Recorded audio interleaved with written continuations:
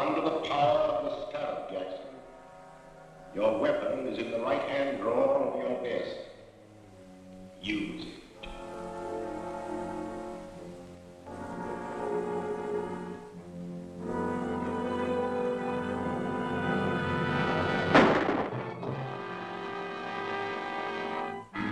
The death of Harold Jackson, well-known attorney, is another link in the chain of mysterious crimes known as the Purple Death Murders.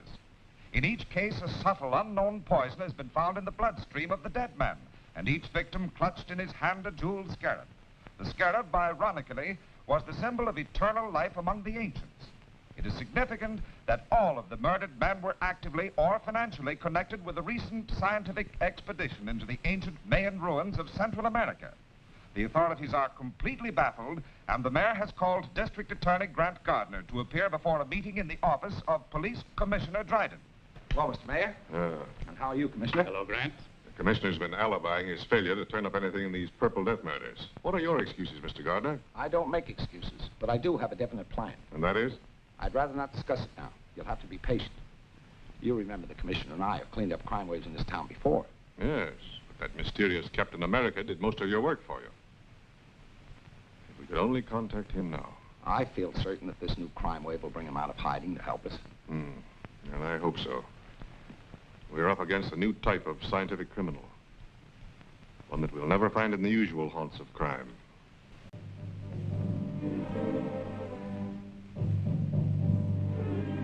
I tell you, Dr. Maldo, there's a curse on everyone connected with that Mayan expedition.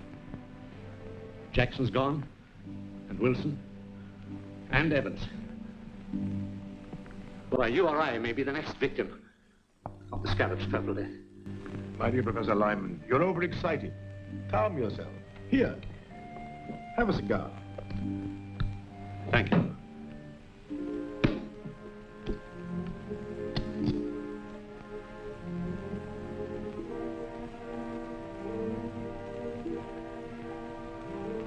Sit down, Professor, sit down. If there is an ancient curse upon us, this Scarab who invokes it must be peculiarly mercenary. These men you have named are known to have withdrawn large sums of money from their banks just prior to their deaths. That's true. But I'm not wealthy. Ah, but the Scarab wants other things. Rare jewels, paintings, antiques. He also wants scientific secrets such as you possess. Just what do you mean? The Scarab wants the plans of the thermodynamic vibration engine which you have invented. How did you find out about my vibrator? The Scarab has his own methods of obtaining information.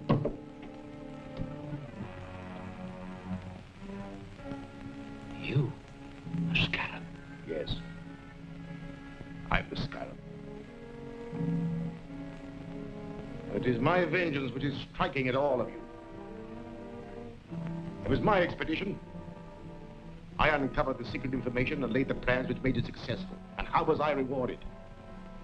I was made the curator of an insignificant museum, while the rest of you received the fame and wealth that should have come to me. You can't touch that phone. Sit down. For the short time you have to live, your mind is completely under my control. You must obey my commands. You are a slave of the Purple Death. Purple Death? But how? The fumes from this cigar. I want to know more about the vibrator. It is a device for harnessing light and sound waves into a powerful force which will disintegrate any known material. And can be used by me as a powerful weapon of destruction. Yes. Splendid. Where are the plans? At home. In the safe. Write down the combination.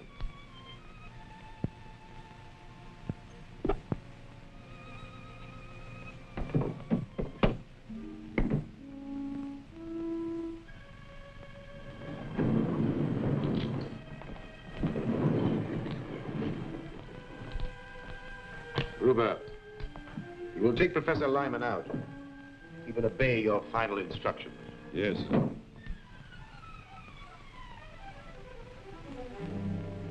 Step this way, Professor.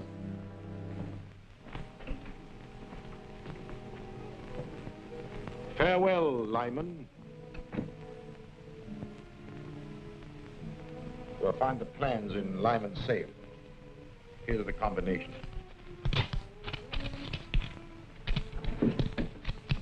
Now take these purple death bombs with you. They'll be silent and effective weapons if anyone interferes. Yes, sir.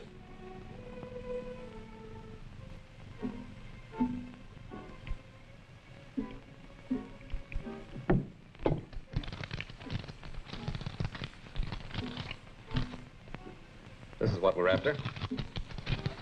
Just a minute.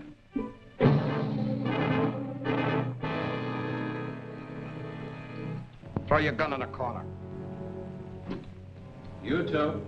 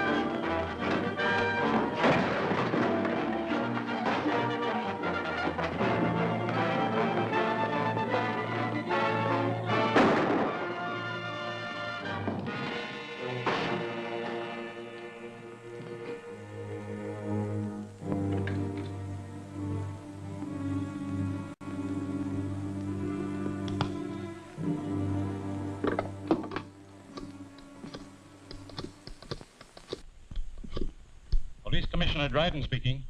This is Captain America. What's that? Where are you? Never mind that. Professor Lyman's life is in danger. Professor Lyman is dead. He stepped off a curb in front of a truck. Another Purple Death accident. Well, at least I've accounted for one of the gang. You'll find his body at Professor Lyman's house. That's all.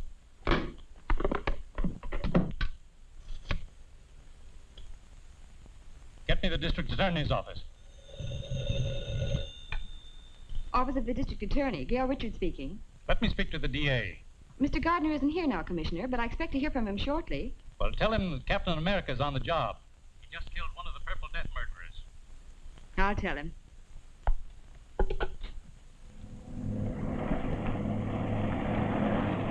Calling Captain America. Come in, Gail. Commissioner Dryden just told me the news. Do you need any help? I will as soon as I get back to the office. Have Davis there.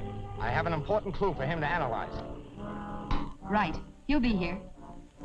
This stuff is distilled from the cypripedium, a little-known orchid. Highly concentrated, it spumes from a deadly poison which leave those purple splotches on the victim's face. Careful, don't drop it. Is it that dangerous? It surely is. One whiff is enough. Do florists have this cypripedium plant? A few might. It's very rare. Fine. We'll trick the guilty one into showing his hand. Gail, you and I will visit the dealers in rare flowers in the morning. I'm Gail Richards from the District Attorney's office. Yes, Miss Richards. We're trying to identify the plant from which this liquid was extracted. It may help in a criminal investigation.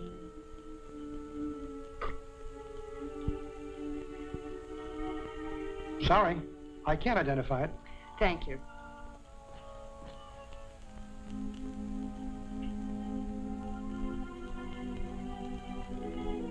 No, I don't recognize it. Thank you very much.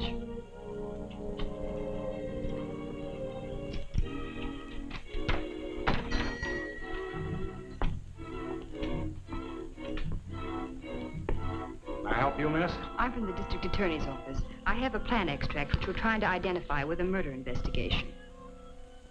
I'm sorry, miss. I'm afraid I won't be able to help you. Oh, help! I see you do know what the Purple Death Bomb is. You fooled me all right, but it isn't going to do you any good. Get in there. Don't talk, move.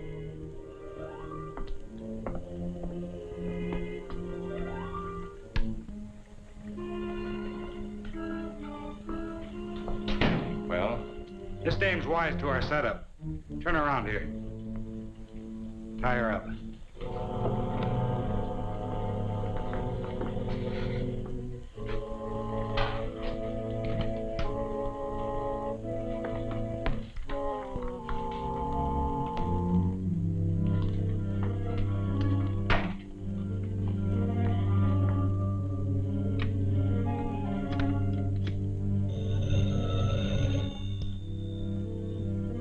Yes, speaking. The girl from the district attorney's office just came in. She had one of our purple death bombs and tricked me into showing my hand. What'll I do with her? You have plenty of the extract? Use it.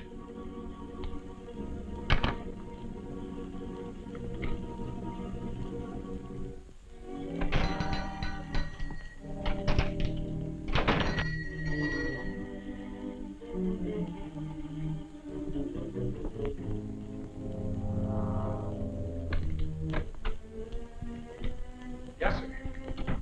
I'm the district attorney. Miss Richards was to meet me here. I haven't seen her. I'll wait outside.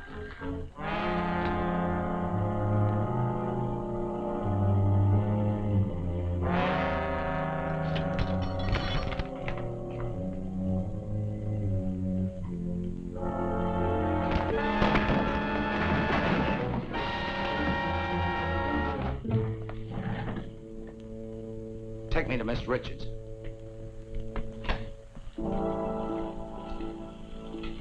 Get on the other side of the room.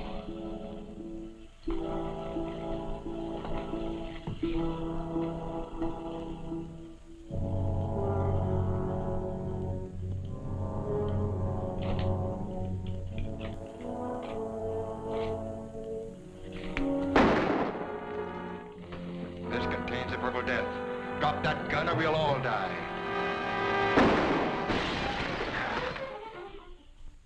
The brilliant action of Grant Gardner, the district attorney, has exposed the source of the purple death poison. The Cypridium orchid from which it was derived will be destroyed wherever found. Mr. Gardner is conducting a searching investigation into the affairs and acquaintances of Professor Lyman, latest victim of the poison. I've just come from the district attorney's office. He's questioning all the survivors of the main expedition. He doesn't suspect us. No. But we have something else to worry about. We are not the only ones who know the secret of Lyman's dynamic vibrator. Is there another set of plans? No. Worse than that. There's a working model which Lyman and his assistant Gregory constructed at Professor Dodge's laboratory. The district attorney is taking some technicians there tonight to see a demonstration and learn all about it. But if they learn how it works? Then my secret weapon will no longer be a secret. And someone will ultimately devise another machine to counteract it. Therefore, the model and Gregory must be destroyed tonight. That won't be difficult. The directions with these plans show how to step up the power of the machine so high that it'll destroy itself, along with the building and everyone in it. But suppose Captain America is on the job again? We know that Captain America gets information through the office of the district attorney. All I need do is to give the district attorney a tip about the Scarab that will send Captain America off on a false scent. And that I have arranged to do tonight.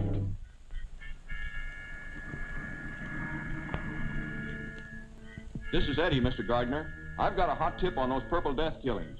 Can you come over? I'm afraid to leave here. Where are you? 204 in the arcade rooming house. All right, I'll be right over. What's he got? A tip on the Scarab. I'll have to see him. I don't like it, Grant. It might be a trap. Don't worry. I'll be careful. I'll phone Gregory that you're bringing the technical men. Go ahead with the demonstration, and I'll be there as soon as I've seen Eddie.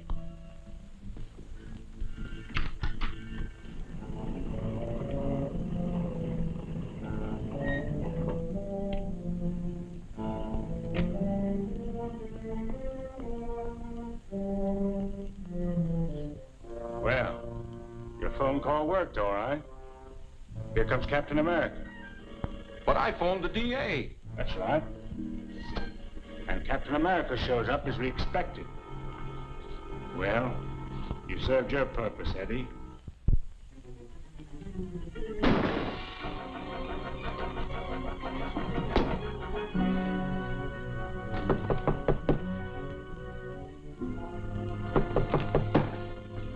Come in.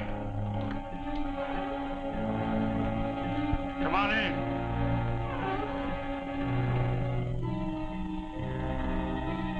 Come on in.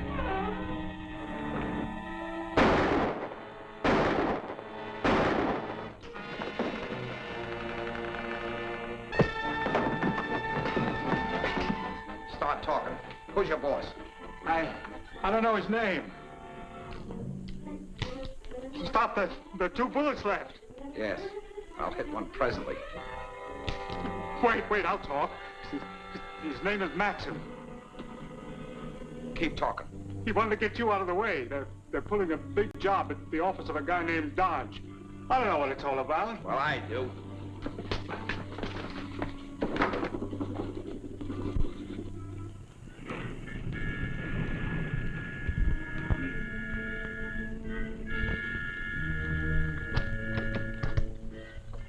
Good evening, Mr. Gregory. Good evening, Miss Richards.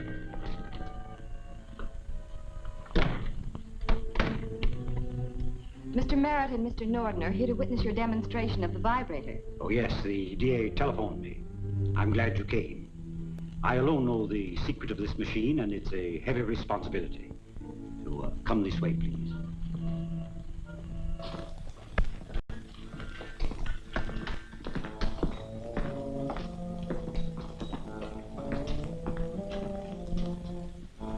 First, I'll show you how the machine works, and then I'll explain its construction.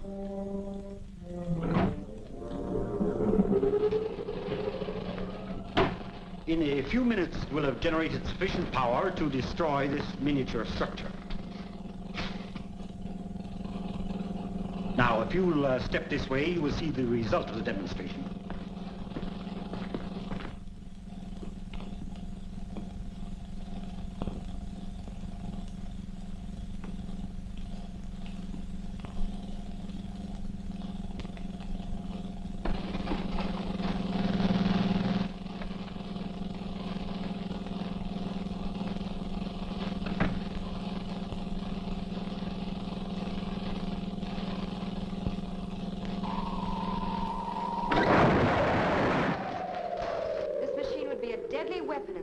Scarab. That's true.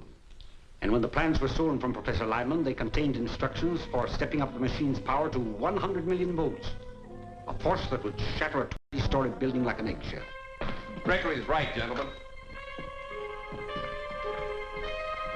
We have directions here, and we'll give you a demonstration of what this machine can do to this building. Now, the first one who starts anything gets it. Set the control panel. You can't get away with this. Now, get into the other room, all of you.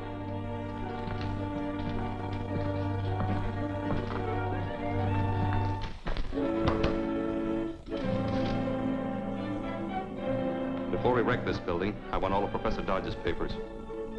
Open that vault. I said open that vault.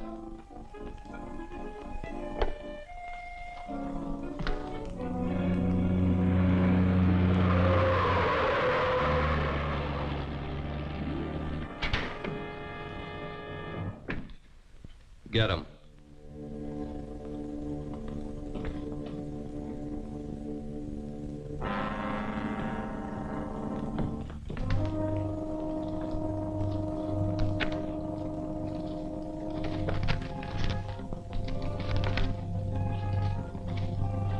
Get in the vault, all of you. This is murder. That's right. Wholesale murder.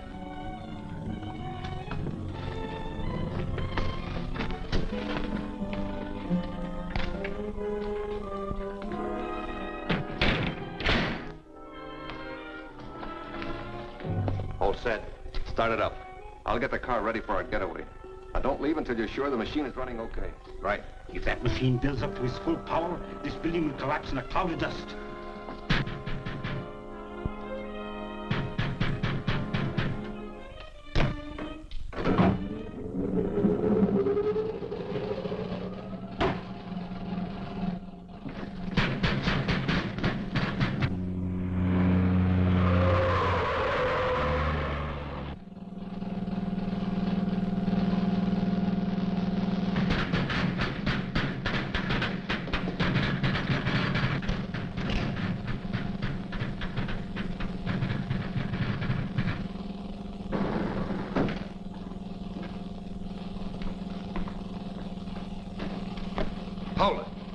Captain America. What's happening in there?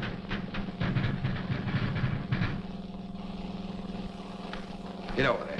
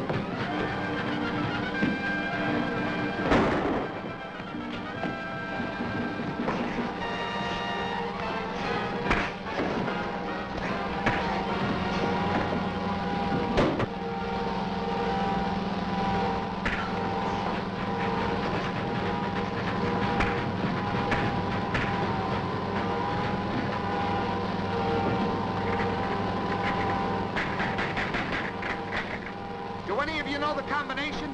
Yes. Set point at 0. Left to 17. Right to 61.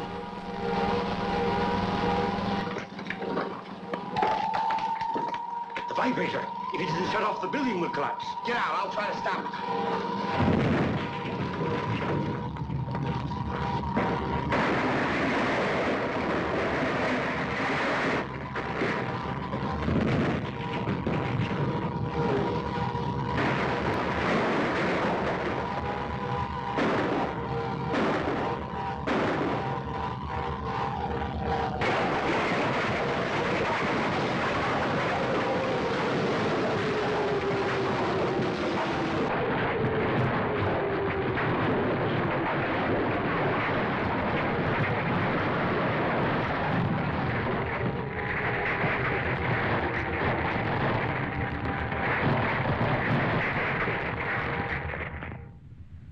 Finest buildings destroyed. Many lives would have been lost if Captain America hadn't appeared. I'm not trying to discount Captain America's help, Mr. Mayor. I was merely pointing out that the danger is all over now.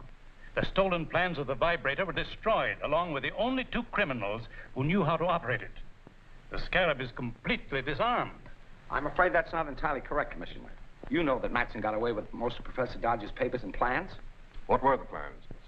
The most important one was for Dodge's portable electronic firebolt, a machine that generates an electrical charge powerful enough to cut through steel and concrete like a bolt of lightning. Why, with that weapon, they could blast open any vault in the city. But they don't have the weapon, merely the plans, and in code that'll baffle even the mysterious Scarab.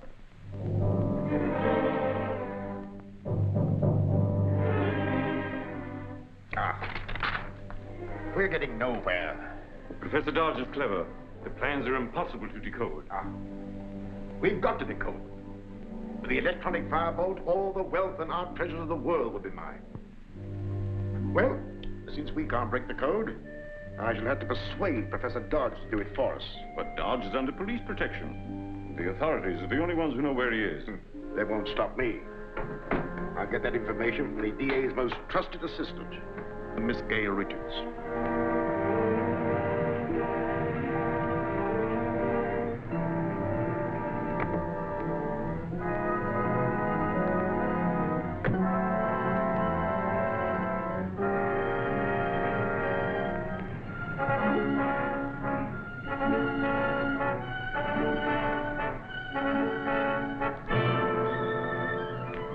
Miss Richards. I was introduced by the district attorney. Remember? Of course, you're Dr. Maldor. What's the matter, Miss Richards? Your ring. It's sharp. It scratched me. For a purpose, Miss Richards.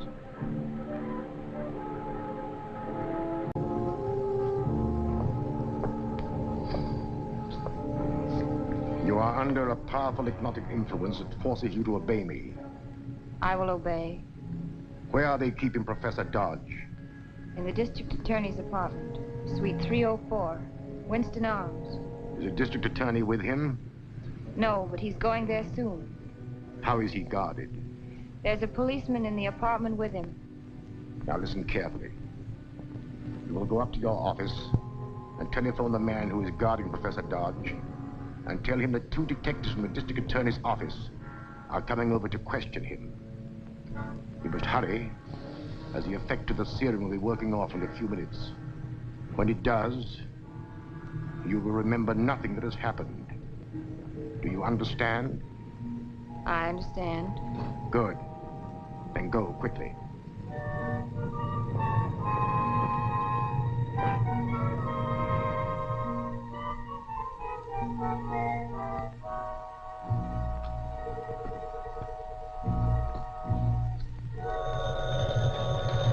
I'll answer it, Professor Dodge. Hello, Clancy speaking. Hello, Clancy. This is Gail. 2 of the DA's men are coming over to question Professor Dodge. All right, Miss Richards. I'll let them in. Thanks, Clancy.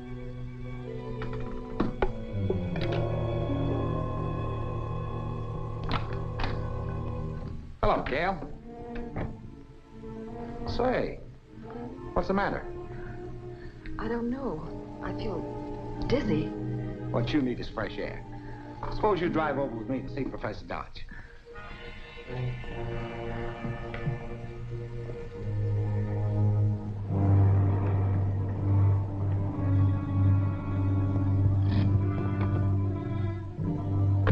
I won't be long.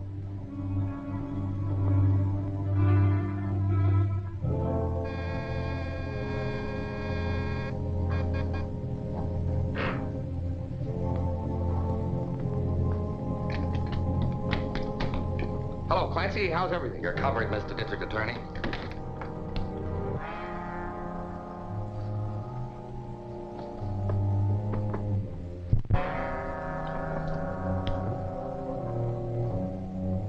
This is curtains for you. They hang men in this state for murder. This won't be murder. You're going to commit suicide with your own gun. You just couldn't stand the disgrace of your constant failures. And the kidnapping of Professor Dodge was the last straw.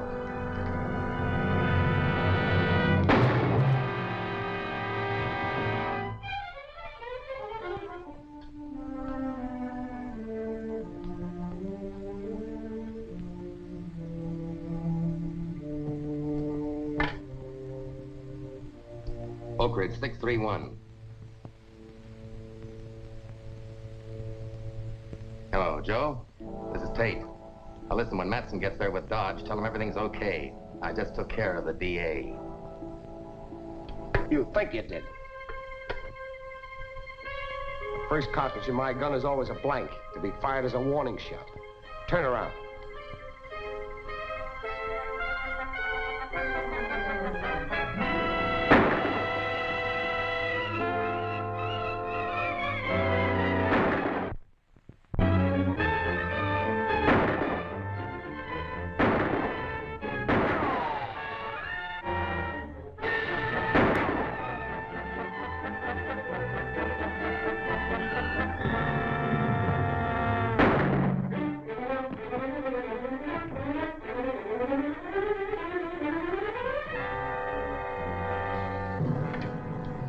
This is the district attorney.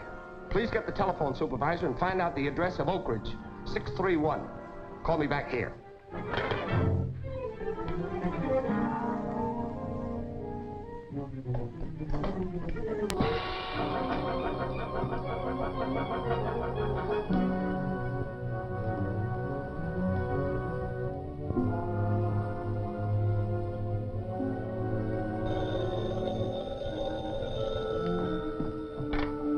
Yes? Watson Feed Barn, Glenmore Road. Thanks.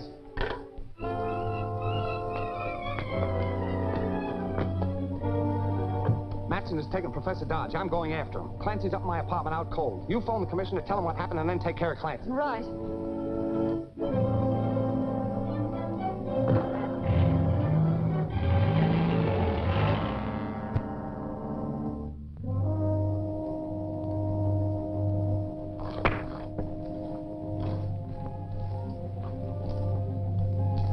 change your mind and tell us the code key to these plans. No.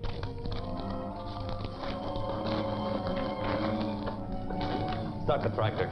Okay.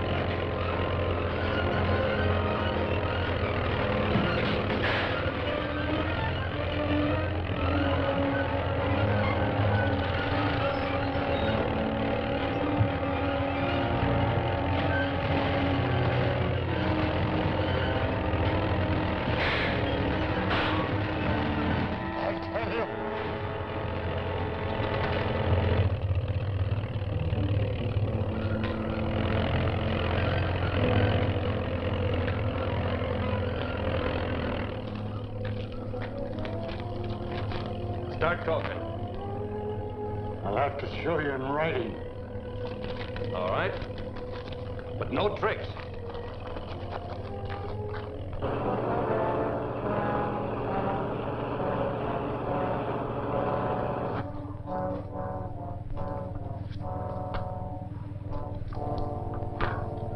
Go ahead. All the specifications are in letters instead of numbers.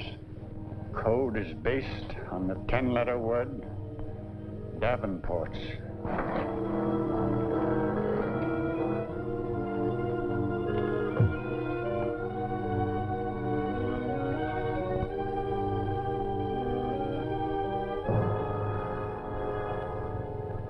That's all there is to it.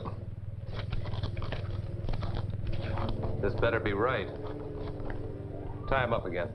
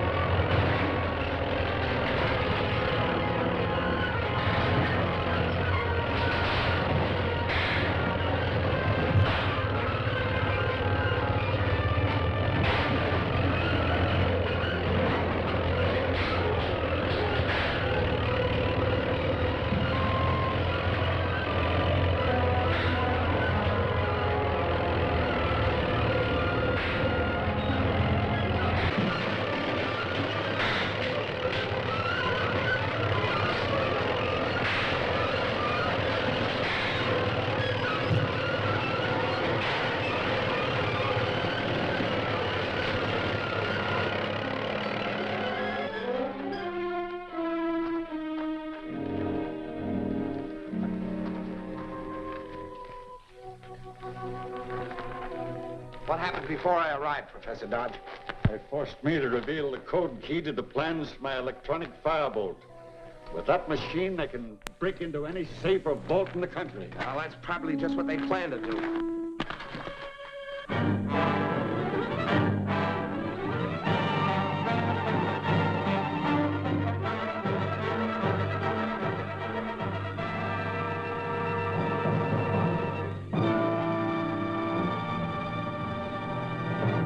Using some mysterious device which burns through steel and concrete, thieves last night broke into the Hammond art galleries. Many of the world's most priceless paintings, old masters, irreplaceable originals were removed. The daring safe breakers are still at work. Their latest objective was the home of Jacob Mortimer, the famed collector. Rare manuscripts and first editions of inestimable value have disappeared. Insurance losses to date have already exceeded $1 million. Public demand for action is mounting, and law enforcement agencies seem unable to cope with the strange menace.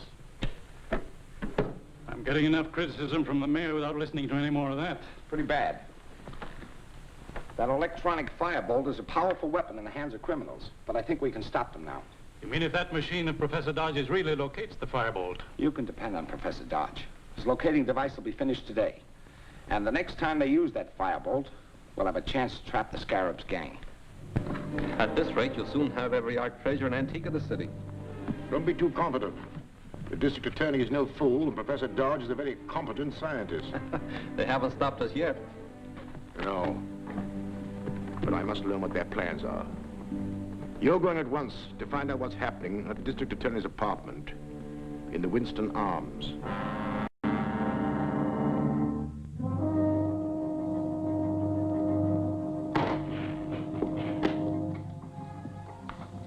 Finished? All except the installation of the thyatron tubes, which must be fitted by the skilled technicians of the Munson laboratories. And as a precaution, Mr. Gardner wanted to take the control unit to the laboratories himself. I'll tell him it's ready. Get me the district attorney.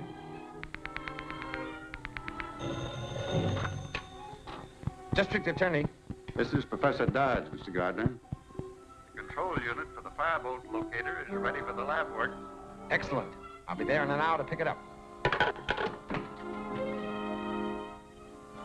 Looks interesting, Professor. Are you sure it'll work? Positive, Mr. Gardner. With the thyatron tubes installed, we can locate the electronic firebolt wherever it is used. I'll take this to the laboratories, get the tubes installed, and be back here before dark. Clancy, you better stand guard out in the hall. Yes, sir.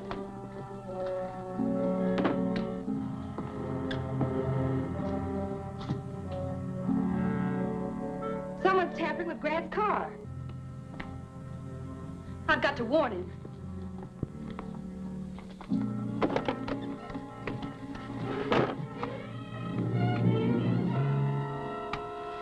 H.I. M.A. calling H.I. Come in, M.A. The job's finished. The stuff will make his motor heat up. And as soon as it hits the boiling point, the car will explode like a bomb. Here he comes.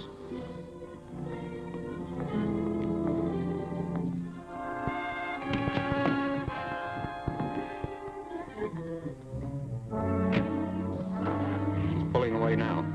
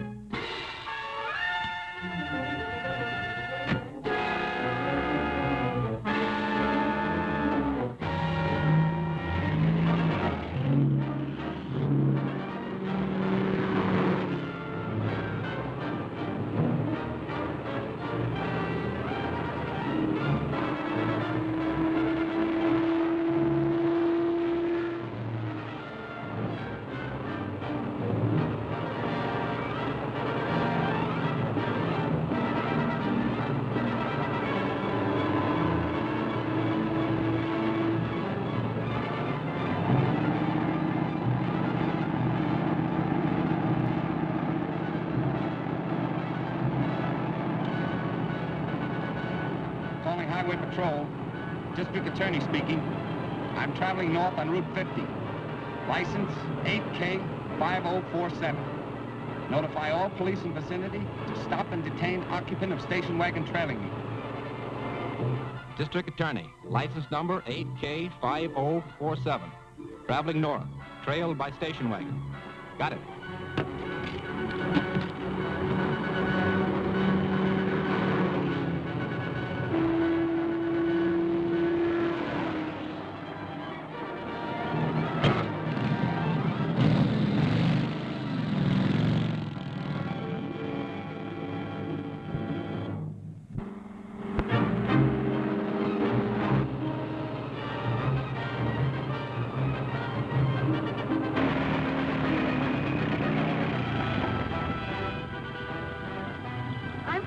Office. Here are my credentials. I'm trying to overtake the DA. Someone's tampered with his car. I'll phone headquarters to flash him a radio warning.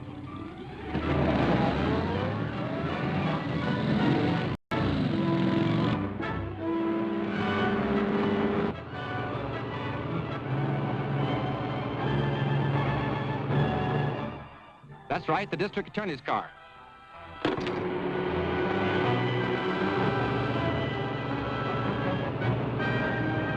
Highway Patrol, calling District Attorney Gardner. Urgent. Come in, please. Gardner speaking. What's wrong?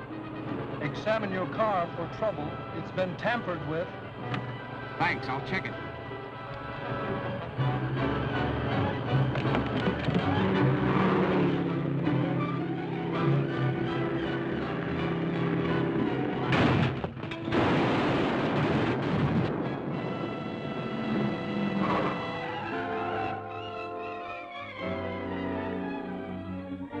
Thank heaven you're safe.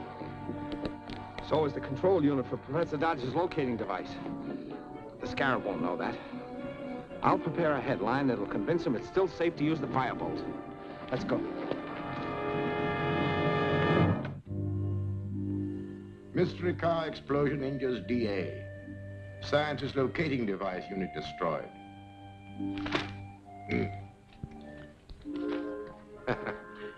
So, we were successful. Now we can proceed with our attack on the National Platinum Company's refinery vault without interference of the district attorney. We know the thieves will use the stolen firebolt again. And when they do, its electronic radiations will illuminate this bulb. Then I'll run the pointer along the contact points. When I make a contact on the area where the firebolt is working, that light will start flashing. Look, the electronic firebolt is being used somewhere. Now's our chance to locate it.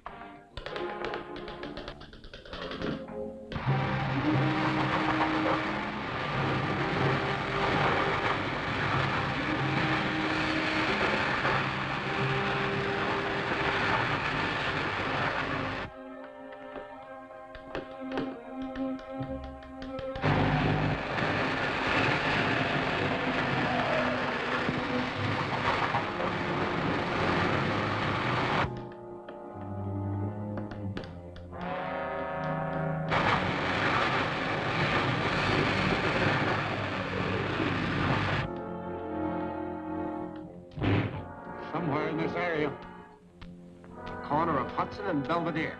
Thanks, Professor. That's all I need to know. Mr. Gardner's a brave man, but I'd feel much happier if Captain America were with him.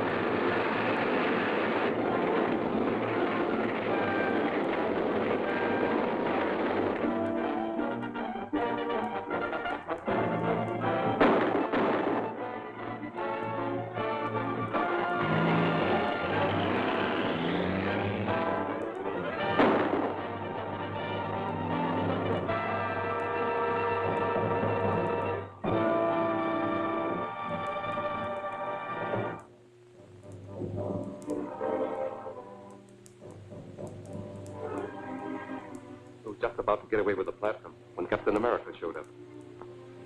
Then you lost the firebolt? Yes, and the robot control truck, too. Losing the firebolt is not serious. Since Dodge perfected his locator, it would have been dangerous to use it again. But we must recover that truck at any cost. It would take months to duplicate its robot control and television unit. Let's see where they've taken it.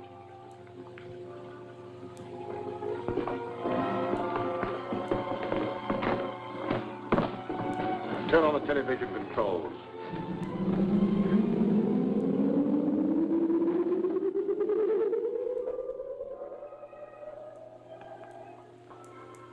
Those policemen would follow if we took it now. We must wait until they are removed. Stay here and keep your eye on it day and night. Government Museum, Dr. Maldo speaking. This is Grant Gardner, Doctor. Sorry to call you so late, but something important has just come up. Yes? I just received a phone call from the attorney of the late Professor Lyman. He's reading the will in the morning.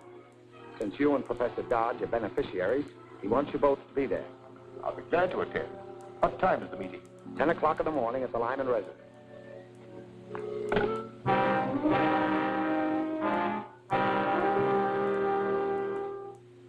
And the balance of my estate to be dispersed as follows. To Professor Dodge, my lifelong friend, I bequeath my home and all its contents.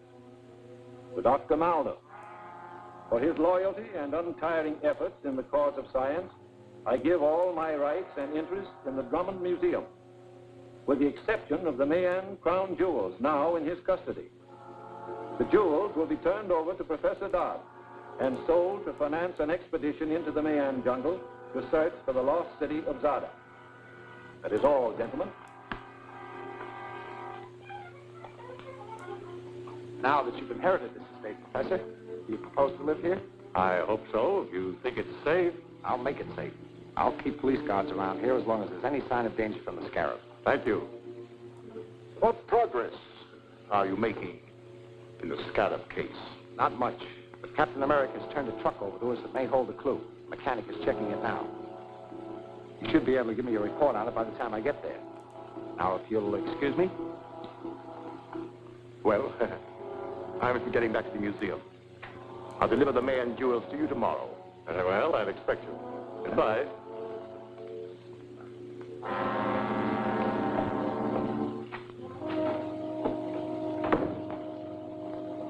What happened? Oh, they treated me as they always have. Lyman willed me his interest in the museum, which I already control. His only possession of any real value, the Mayan jewels, must be handed over to Professor Dodge tomorrow. Of course you intend to give them to him? Oh, certainly, certainly. That is, if Professor Dodge is still alive. Is he still staying at the DA's apartment? No, he's at the Lyman house under strong police guard. It would be easy if you only had a robot-controlled truck. Exactly. Come in quick. They're checking the truck. What do you make of it? Well, there are some details that I can't figure out, but it's robot control. With a device something like the automatic pilots used in planes, it can be driven without anyone at the wheel. How is it steered through traffic? I can't tell exactly, but a controlling device would have to be nearby, perhaps in the car following. You didn't find a television unit concealed in the roof. Thanks very much. If it's robot-controlled, why haven't they driven it away from here? 2 motorcycle officers would have followed it. I'll fix that. Then they can take it whenever they want. And when they do, I'll be inside. All right, boys. I'll take over now.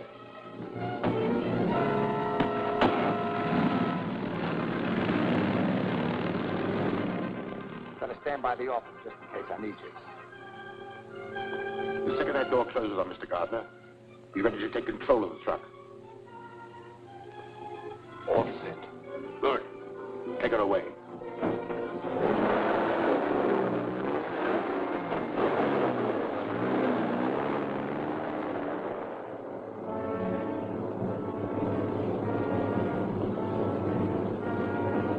Take her to the 10th Street garage.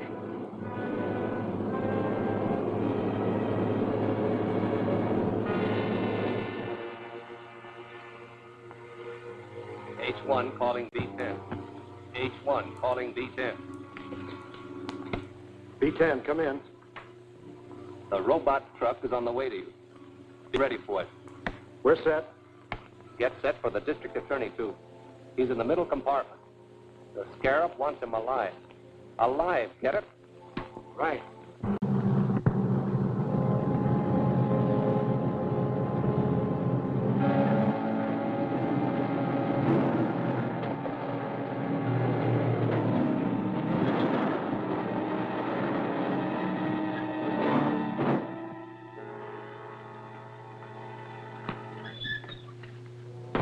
Come out, Mr. DA. We've been expecting you.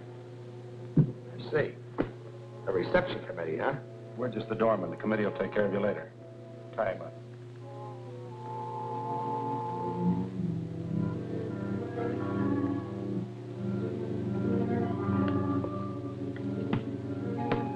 B10, calling H1. Go ahead, B10. Everything's okay. Yes, I know. We're watching you. Now put a load of explosives in the truck. We're going to crash it into Lyman's house and finish off Professor Dodge. What'll I do with the DA? Keep him there. The Scarab will attend to him personally. Right. We'll put enough explosives in to blow Dodge and the house clear off the map.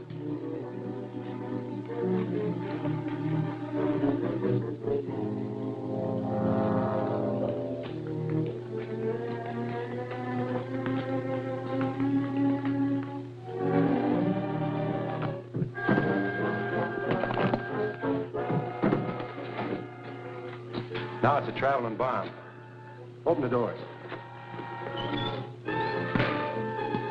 Start it up. Professor Dodge is going to have an unexpected visitor.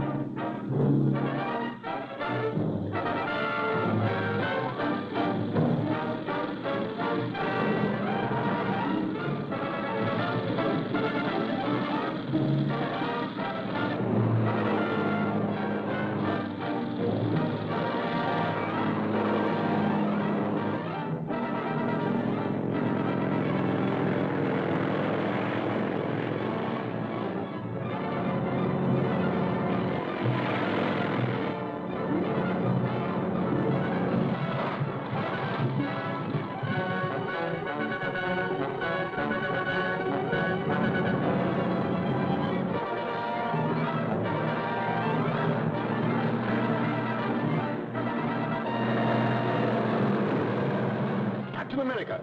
Give me that wheel.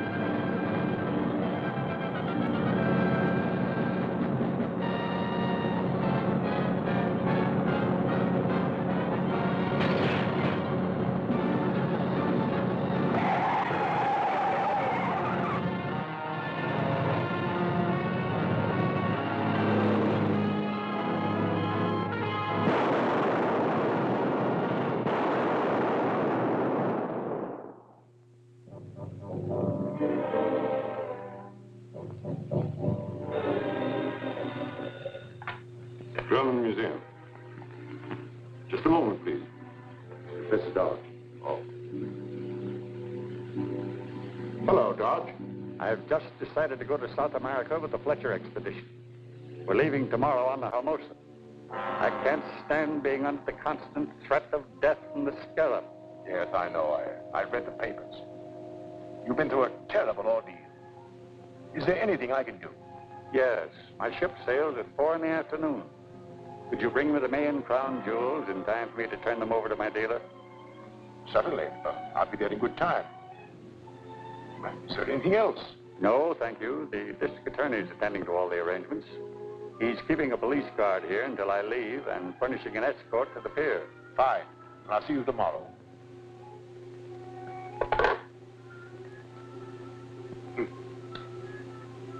It should be simple to outwit them now. Matson, this is an assignment for Agent M32. Have him make a reservation on the Hermosa and instruct the steamship line to call for his trunk at his rooming house.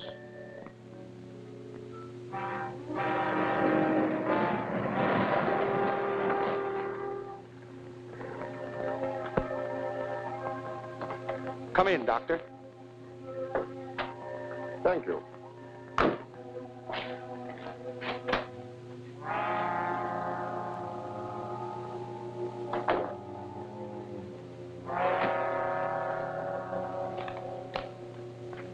Here is a list of the jewels. You'll find the collection intact. Of course. Beautiful, aren't they? Precious stones that women love and men die for. True enough. Would you sign this receipt, please?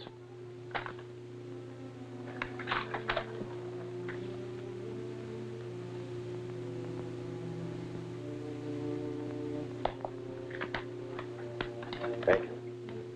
I hope your trip will make you forget the horrible experiences you've had. I'm sure it will. Perhaps by the time you return, the district attorney will have caught the Scarab. I'll keep trying.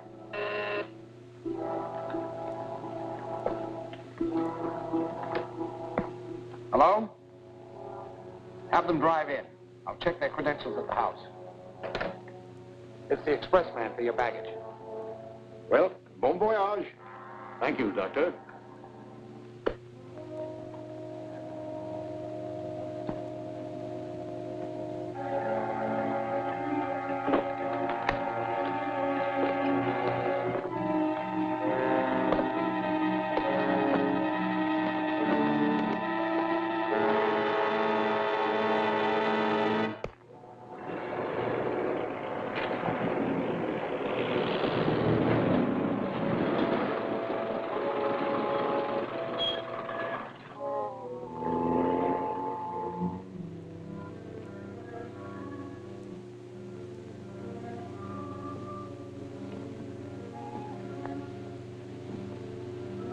All right, men. The baggage is in the hall. All right.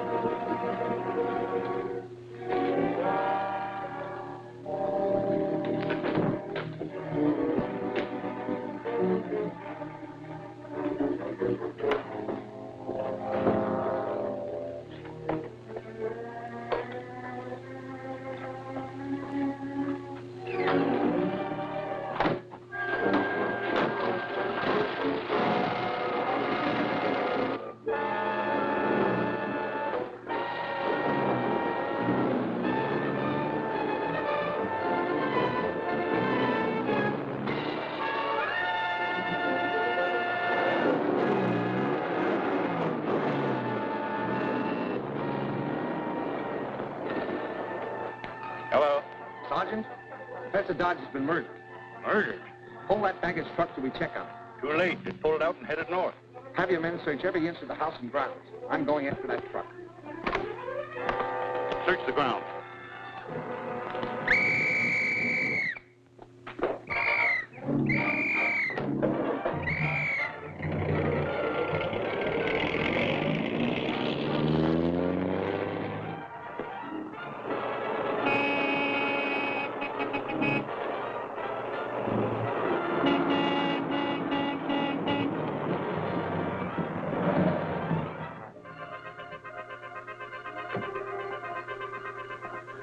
want to take a look inside this truck.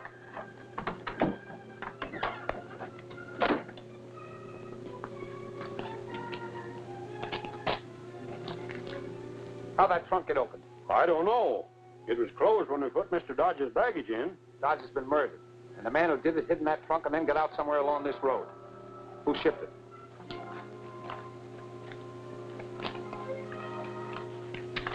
There you are. John Taylor, 721 West Avenue. But he checked out and was just leaving when we made the pickup. Naturally, he would. You finish your route, then bring that trunk to my office. It'll be checked for fingerprints.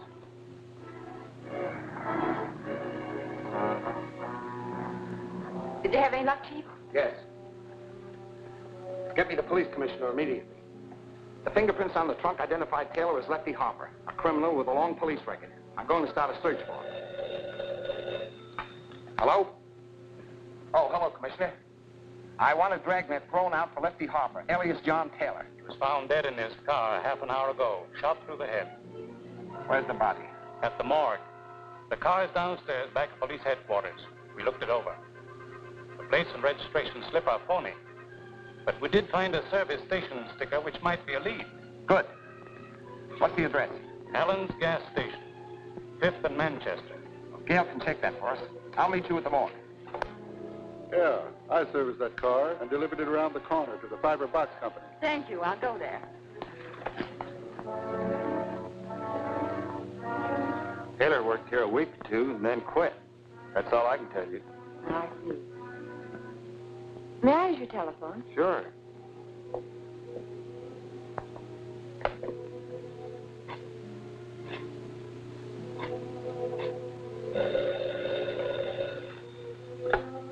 Hello? Yes, Gail. Where are you? Fiber Box Company. Taylor was a transit worker here, but he left. They don't know anything more about him. That's what they say. We're dealing with clever criminals. Now, let's try something like... Let me jot that address down.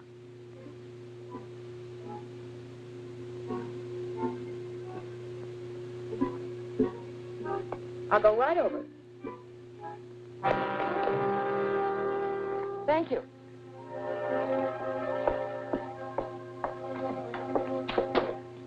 Well, Miss Richards. Louis. What's she doing here? She was asking about Taylor. I told her we didn't know him. This is the girl who works with Captain America. She's going to tell us who Captain America really is. Aren't you, Miss Richards? No. You can change your mind.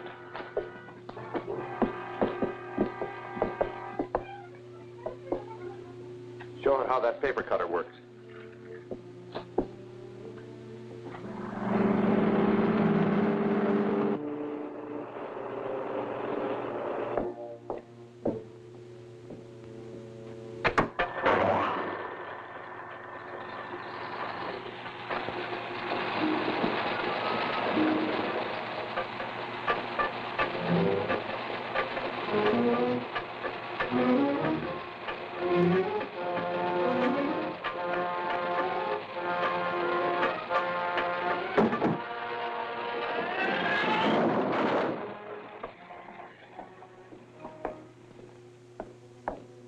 Works just like a guillotine. Ready to talk? No. She'll change her mind when that blade starts down towards her neck. Tie her up.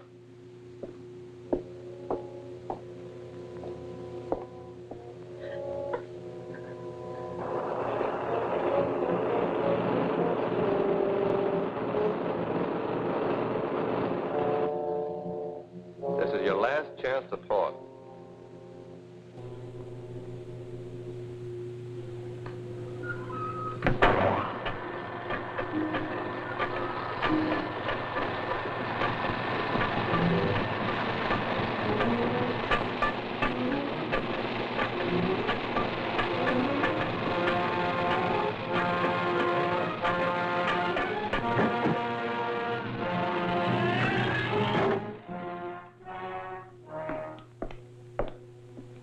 She's got more nerve than I figured. I better phone the boss and put it up to him.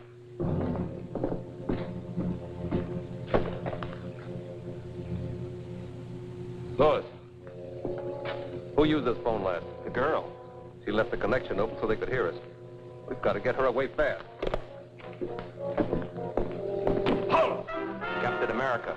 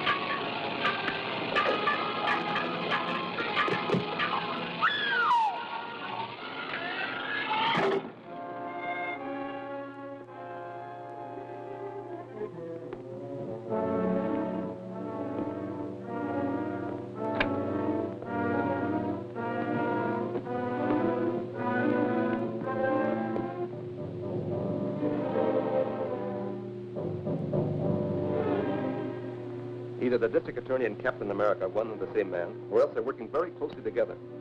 The girl called the DA's office and left the phone open so they could listen to us. Then Captain America arrived. Well, we will fire over our Captain America in due time. Now we must get ready for the next move. The next move? Yes, against Henley, the petroleum magnate. He also was a member of the Mayan expedition which discredited me. I've sent him an extortion note, which he's sure to take to the district attorney. And we must learn what the DA intends to do about it. So you're to install a radio dictaphone in the district attorney's apartment. In his apartment? If he should find me there... Ah, but he won't. I've arranged to have him come here.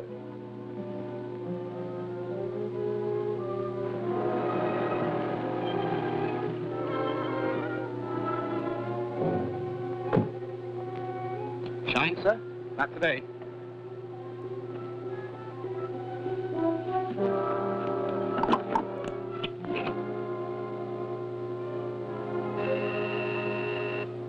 Yes, Mark?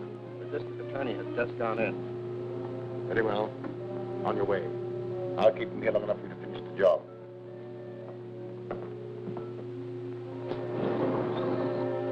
In the library. Come in. Hello, Doctor. How are you, Mr. Gardner? It was good of you to come. I realize you're a busy man these days. Have a seat. Thank you. I'm very busy, but I knew you must have a good reason for wanting an interview. Thank you, I have.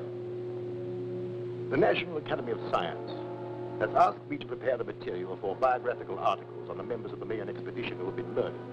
I'd appreciate it if you look over these notes to make sure I'm not divulging any information to the criminals that might interfere with your plans to arrest them. They're only a few pages. Perhaps you could look them over now. Certainly. I'd be glad to, Doctor.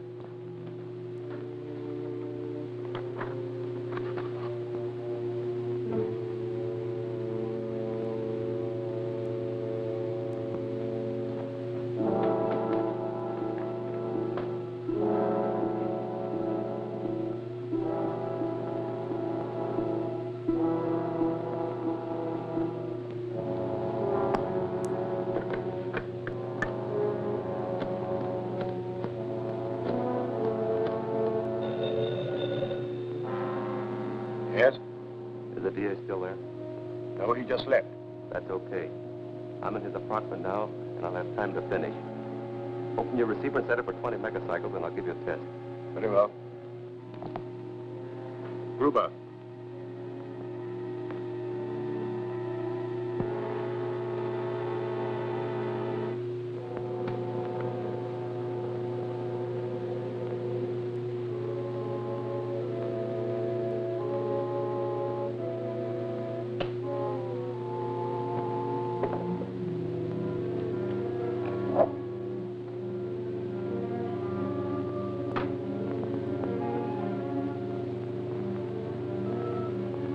Calling H1.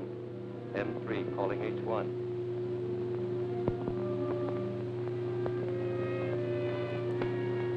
Hello, hello, hello, hello. Yes, we heard it. It's okay. Now get out of there quick. The DA may be back any minute. Right.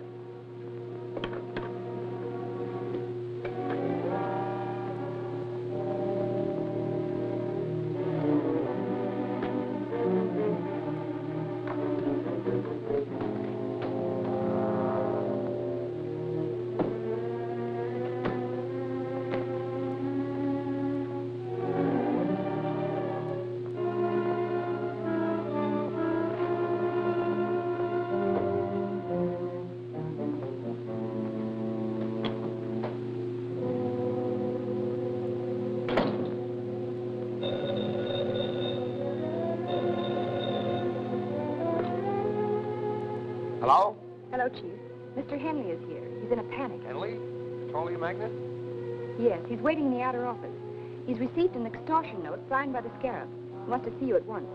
Oh, I see. All right, Gail, get a police escort and bring Mr. Henley here. When did he arrive? About 10 minutes ago. I've been trying to get you, but your line was busy. What? What's that? I said I tried to get you, but your line was busy. All right. I'll expect you in about 15 minutes. Very good. When Henley arrives, we know exactly what they propose to do. Now, Mr. Henley, what is this about an extortion note? They mean business, Gardner. Something's got to be done quickly. Henley, if you value your life, you will obey the following instructions implicitly. Draw $100,000 in currency from your bank and return home with it. Wait there for a telephone message instructing you as to the exact time and place where the money is to be left. Scarab.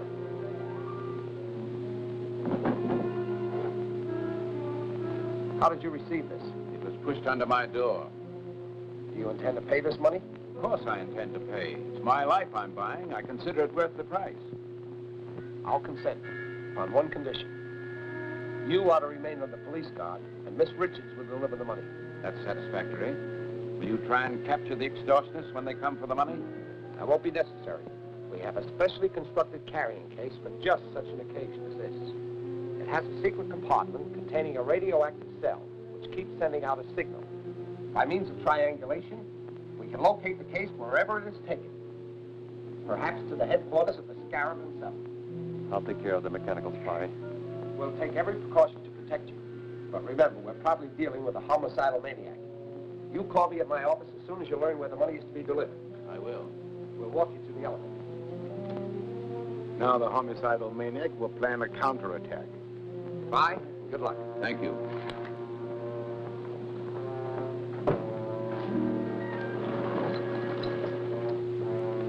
What is this fairy tale about a carrying case? I never heard of it. Neither did I.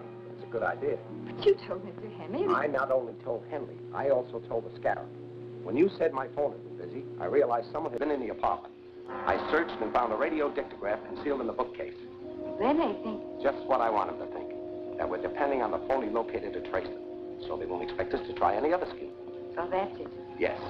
And as soon as we learn where to leave the money, I'll start. You go to Henley's, pick up the case, and take it to the location designated.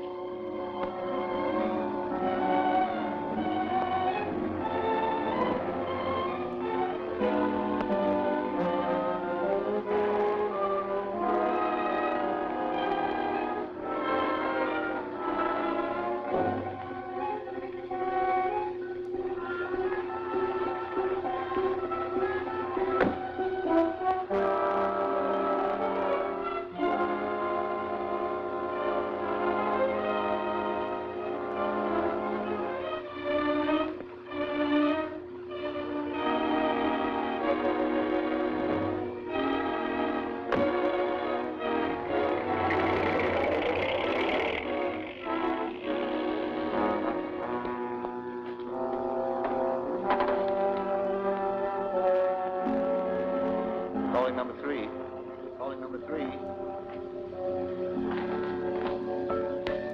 Okay, come in.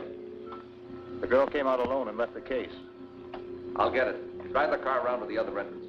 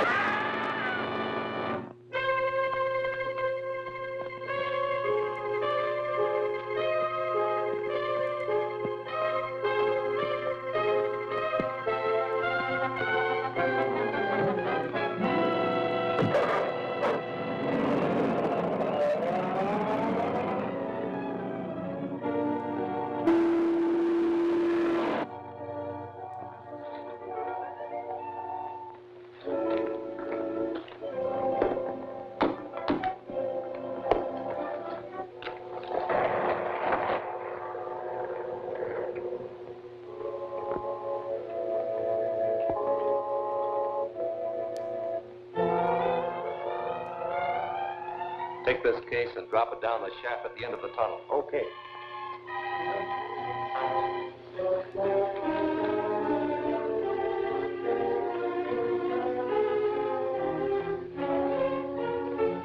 Get your hands up, Matson.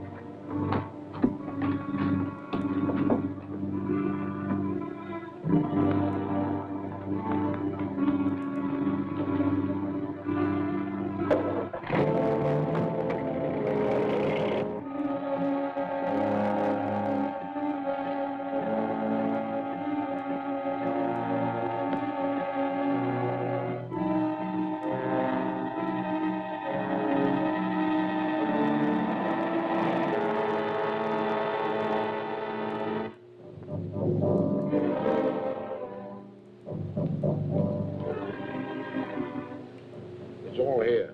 Yeah. I took it right from under Captain America's nose and finished him off at the same time. You should have gone down the shaft to make certain. Anyhow, we got the money and outsmarted the district attorney. Perhaps. Ruger's checking now. We're right. The money is hot. District attorney tricks Scarab. Extortion money useless. The district attorney's office has just announced that the extortion money delivered by J.C. Henley, wealthy oil man, to the criminal gang headed by the Scarab is useless to them. The serial number on every bill was listed. Banks and business houses have been notified to keep a sharp lookout and phone the police at once should any of the money be presented. A list of the serial numbers will be found on page 3. In my last note to Henley, I warned him he would suffer if he failed to obey my instructions. Now I shall demonstrate to him what it means to disobey the Scarab. Matson, proceed with our original plan. Yes, sir. How soon can you be ready to strike? By tonight.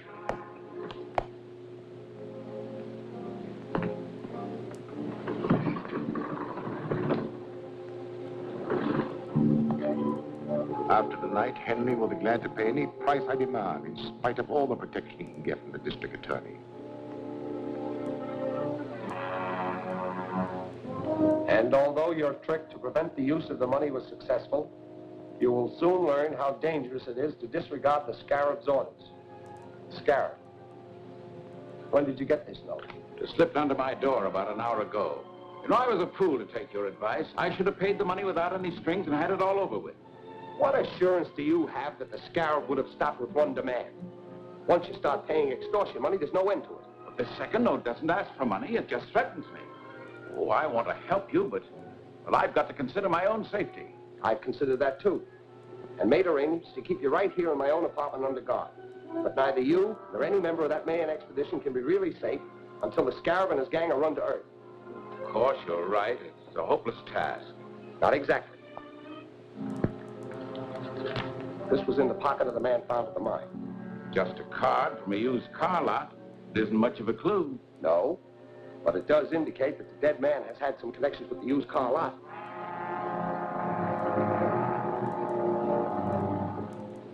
You the manager? Right. I'm Gardner, district attorney. Oh. Sit down. Thank you. What's on your mind? Have you ever seen this man? Why, yes. I sold him a truck the other day. What type? Panel job. I've got the specifications right here. Funny thing about it, too, he had me looking for several days. Had to be just right. Nothing else would do. Here. 18 feet long, 5.5 wide, 8 high. Double doors in the back with 12-inch window in each. License number? XM7643. Was it in condition to be driven away? No. My tow car delivered it to a garage on the other side of town. Which garage? I don't know. The night man made the delivery. I'll ask him when he comes on tonight. Phone me the address of that garage as soon as you can. I'll be waiting in my office. Sure.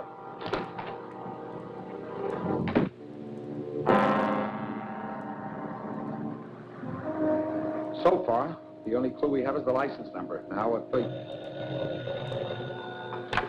Hello? Just a moment. It's for you, Chief. Hello? Hello, Mr. Gardner. I have the information you want. It's Martin's garage on 5th Street. That's right. Martin's garage.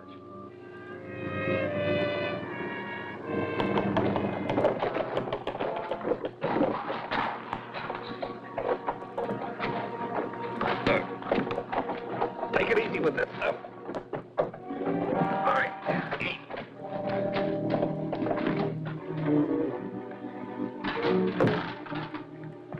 This sure looks like one of the real company trucks. Yeah, good job. Looks exactly like the one used at Henley's plant. Hurry up. I'm supposed to be on my way to the oil plant now. Hey, what about Barton? He's getting the blueprints. I'll pick him up on the way. Slide that door back, will you? Here.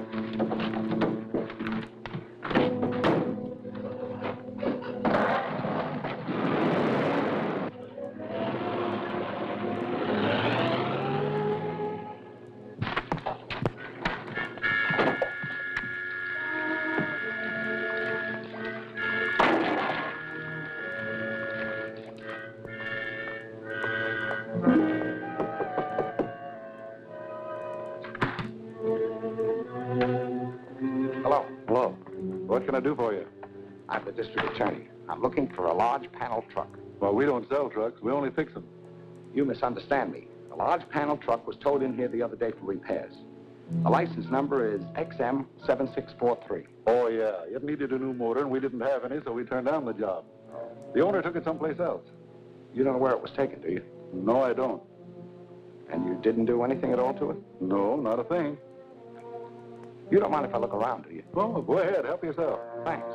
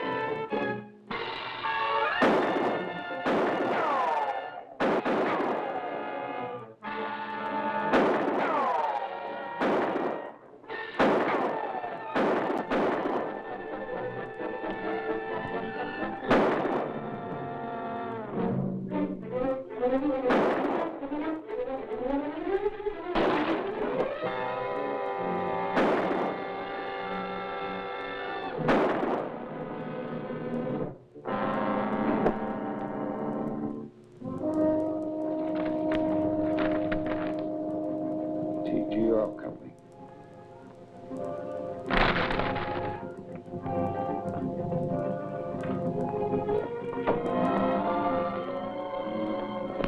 Get inside. Phone for some of our men. Check the place carefully. Is the truck in there? No, but they stenciled it with the name of Henley's Technigas Oil Company, so they must be planning to attack his plant. I've got to get out there right away.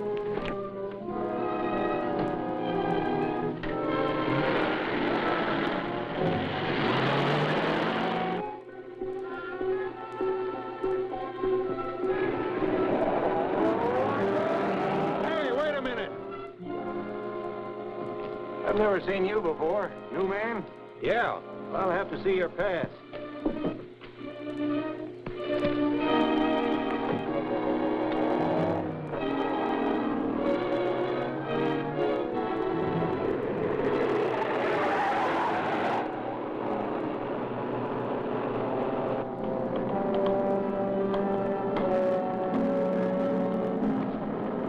Where do we hook them in?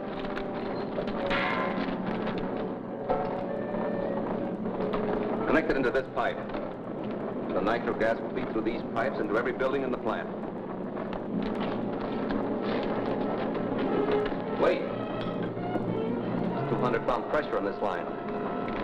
I'll close the master valves.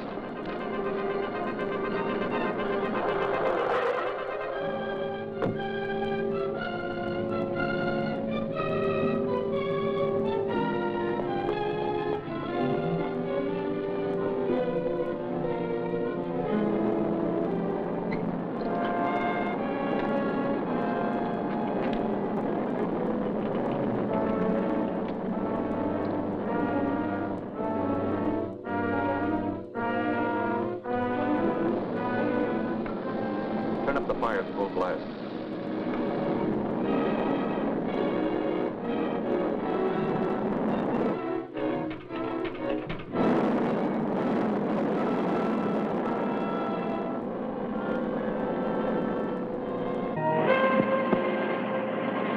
The steam will carry the nitro gas into every building in the plant. As soon as the pressure hits 350 pounds, the gas will ignite and the whole place will blow up. Well, let's get out of here. Open up that master valve.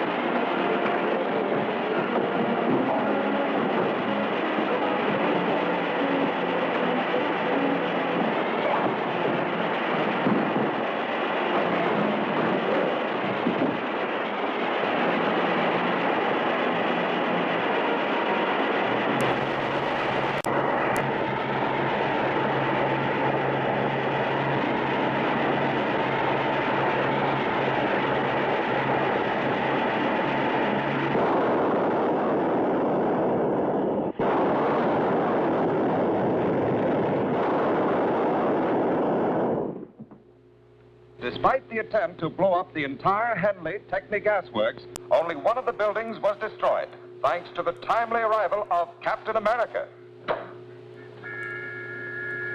You should be proud of yourself. Captain America has made a fool of you on every job you attempt. We did our best. But Henley must have disobeyed your orders and squealed to the DA. Yes, Mr. Henley has consistently ignored my warnings. But I'm not beaten yet. This defeat cannot go unchallenged, or none of the remaining members of the expedition will fear the Scarab. What will you do? Eliminate Henley right under the district attorney's nose. Impossible. Henley's kept under close guard in the DA's apartment. There is no chance of even getting near him. We don't have to be near him. Thanks to a weapon devised by the ancient Mayan warriors. You mean the Singari blowgun? Exactly. Our native Mayan agent, Zula, is an excellent marksman with a blowgun. We will post him where he will have an unobstructed view to the entrance of the district attorney's apartment.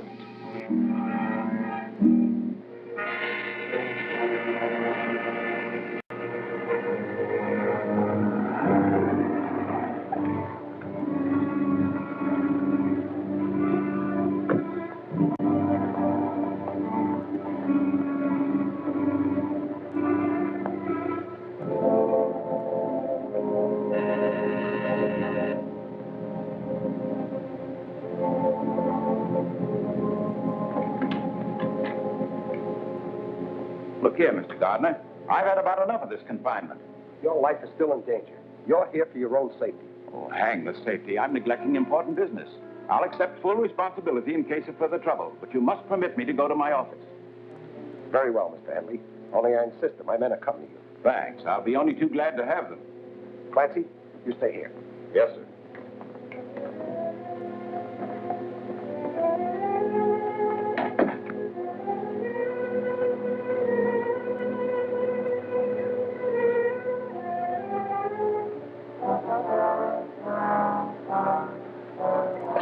Bring your car around in front of the building.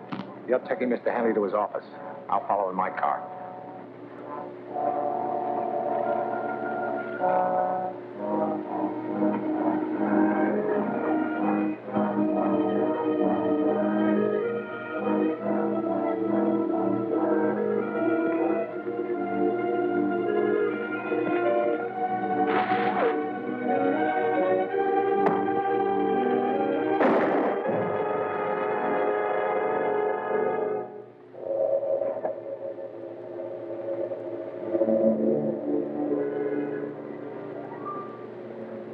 What's that thing?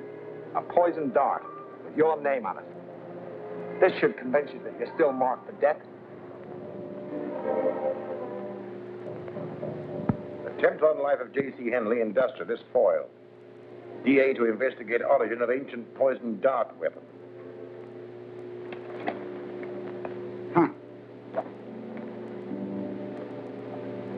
What if that smart DA traces the blowgun here to the museum? That's hardly possible. Professor Grayson was the only one who knew I had it in my possession. He died over 2 years ago. No, Matson. We have nothing to fear from the district attorney.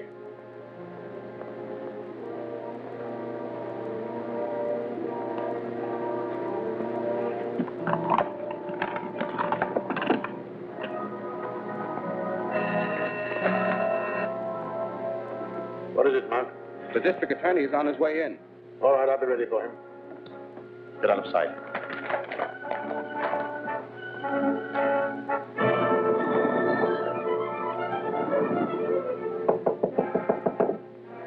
Come in. Hello, Doctor. Hello, Mr. Gardner. What brings you here? I have a clue which may lead to the man who made the attack on Mr. Henley's life. Yes, I read about it in the papers. A shocking exhibition of barbarism. Fortunately, Mr. Henley escaped, and he's now safely on his way to a secret destination. We got the man who fired the dart. But this weapon, ever see anything like it? A Singari blowgun, used by the ancient Mayan tribes in primitive warfare. A valuable collector's item, Mr. Gardner. Any idea who might have had such a thing? No, no. The only person who could have helped you was Professor Grayson, an authority on darts and blowguns. Unfortunately, he died several years ago. Yes, I know that. I've already wired Professor Grayson's family, hoping they might know someone who can help me. Well, I hope you're successful, Mr. Gardner. Thank you, Doctor. Good day. Bye.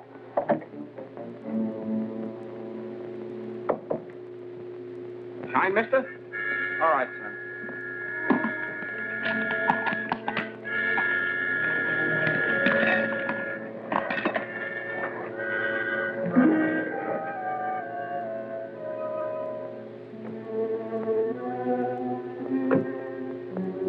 I hoped I'd find you here. We just received a long-distance call from Robert Grayson in Northridge. Robert Grayson? The professor's grandson. He's deeply interested in the blowgun attack made on Mr. Henry, and he offered us his help. Young Grayson has made a close study of his grandfather's work. He's sure he can identify the blowgun and probably tell us who owned it. Fine. I'll arrange to have a chartered plane ready at Central Airport tomorrow morning, and you can find the weapon in Northridge yourself. I'll take a rain check on that shine, son. Keep the change.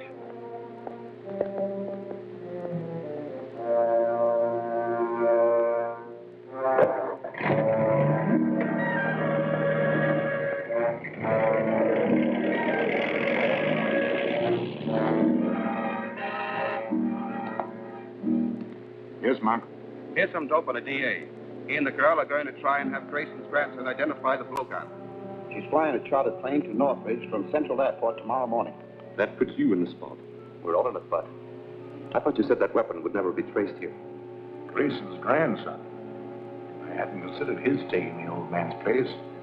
We'd better do something before the blowgun reaches Northridge. We're going to do something before that plane leaves Central Airport.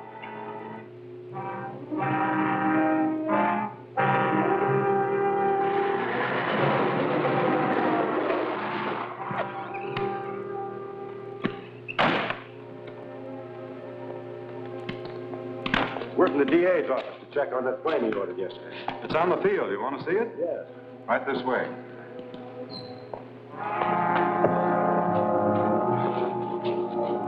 Tie him up and put him in there. I'll check with the boss. Right.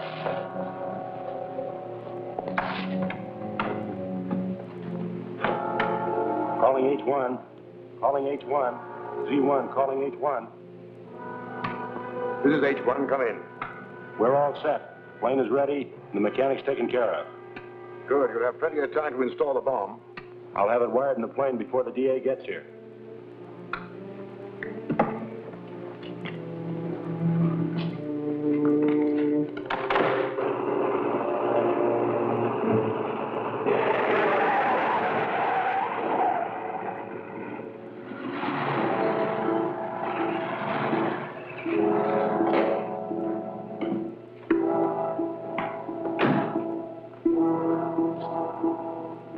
I'm the district attorney. Is my plane ready? Yes, sir. She's out on the field and ready to go. Fine.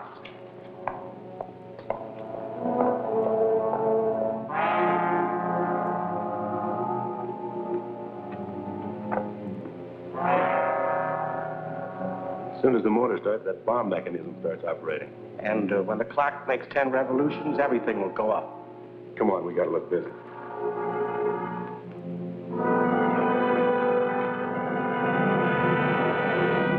Good luck, Gail. I'll make it all right. Bye. Bye.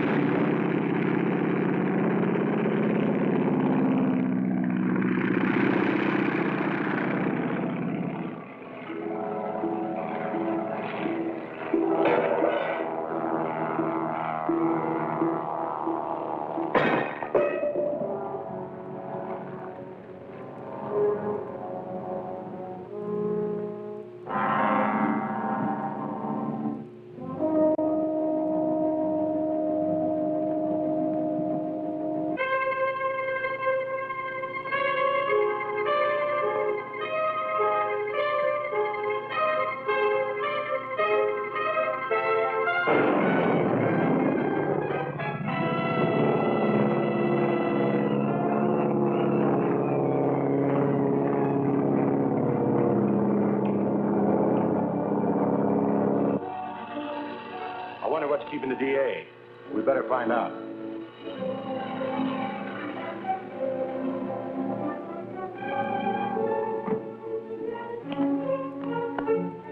It's Captain America.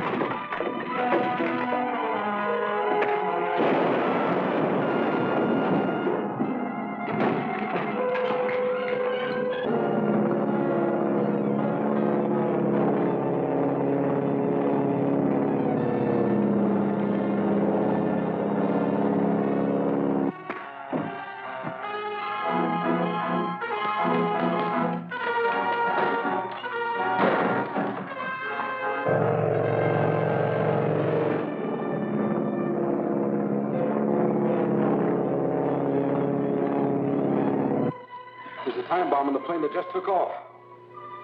What's the radio wavelength of that plane? 1575 megacycles. Thanks.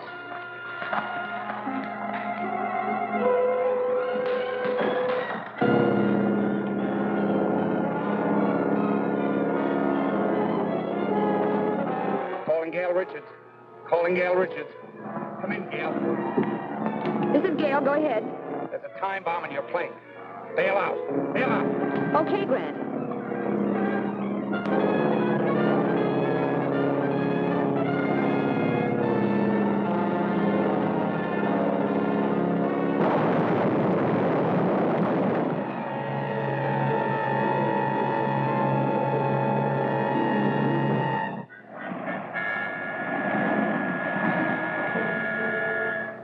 Scarab must have feared the blowgun would lead directly to him, or he wouldn't have gone to such extremes to destroy it.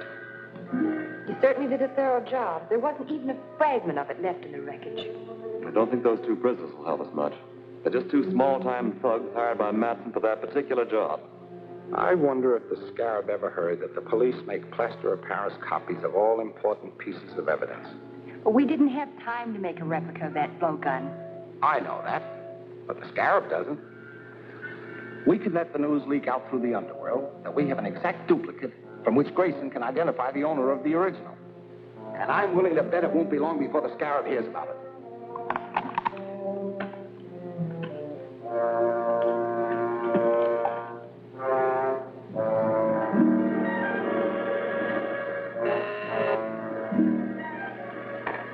Go ahead, Mark.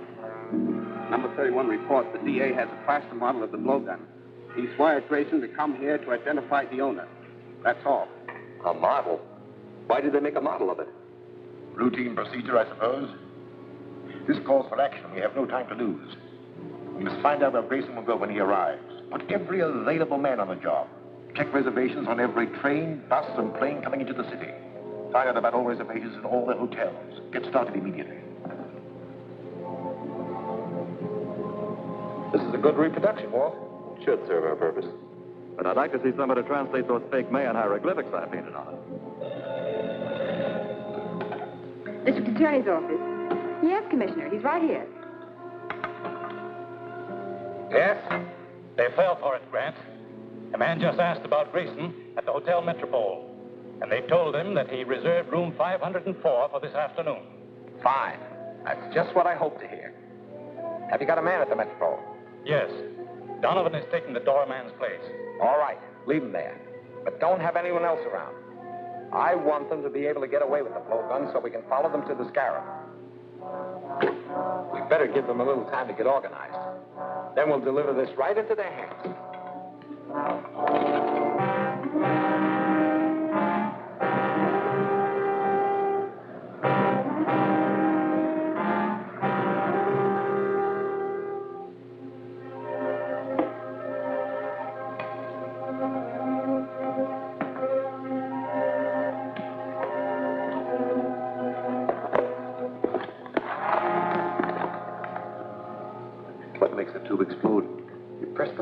and on the second chime, the wire will burn through, causing the tube to drop and break. The gas spreads rapidly and will knock out anyone in the room in a few seconds.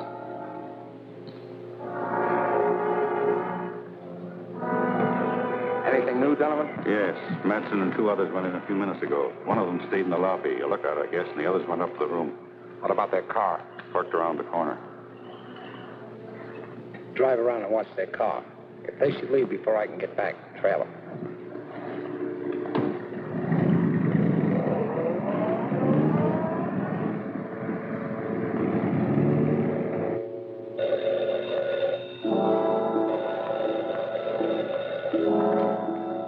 Yes? Okay. We'll take care of him. The DA's coming up here alone. He's carrying a long tubular case. A blowgun must be in it. Why is he coming before Grayson gets here? I don't know, but he's got the blowgun. That's all we want. Come on.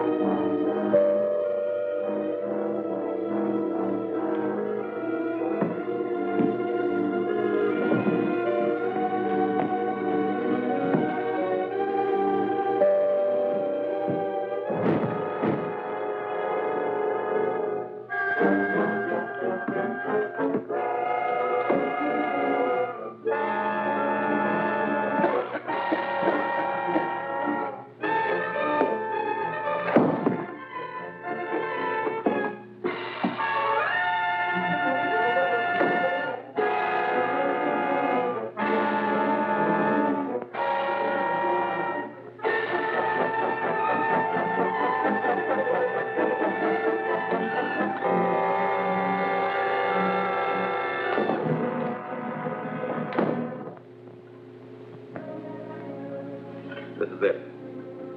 I'll take the blowgun out the back way. As soon as the gas clears, you go in and finish the DA. Quiet. Then report to the Scarab. Right.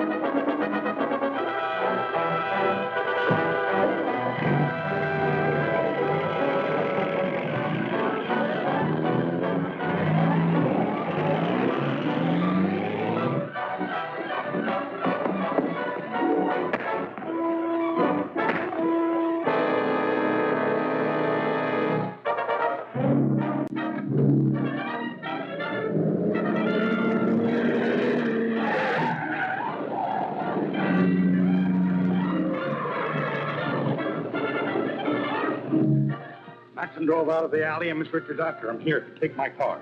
Thanks.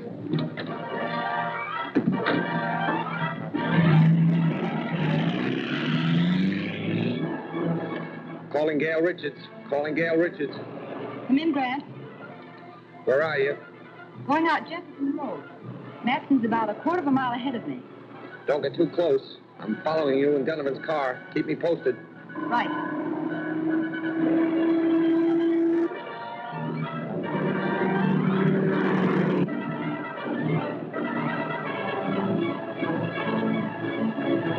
Calling Grant Gardner. Calling Grant Gardner. Come in, Gail. He just turned off toward that old barn east of the river. I know the place. Drive past it, then double back and keep an eye on it. I understand. Don't start anything unless you absolutely have to.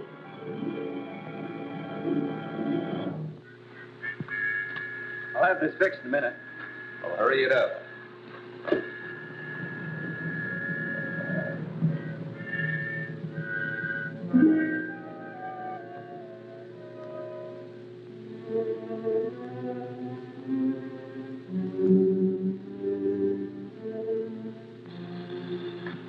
Calling H1. Calling H1. Come in, M3. Did you get the blowgun? Yes, everything's okay. I'm not so sure. Norton hasn't reported in yet. He hasn't? I better go back to the hotel and find out what happened. Norton must have got in trouble. I'm going back to look for him. You're staying right here, Matt. Back up. You too. Tie him up.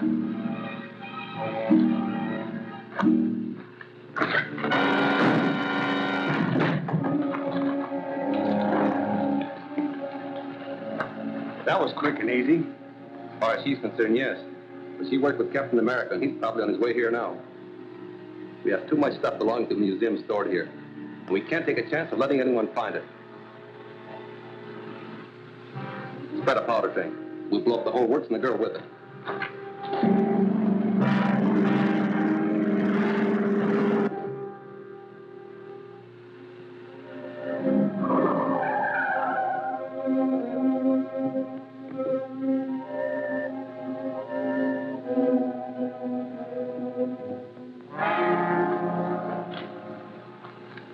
All set.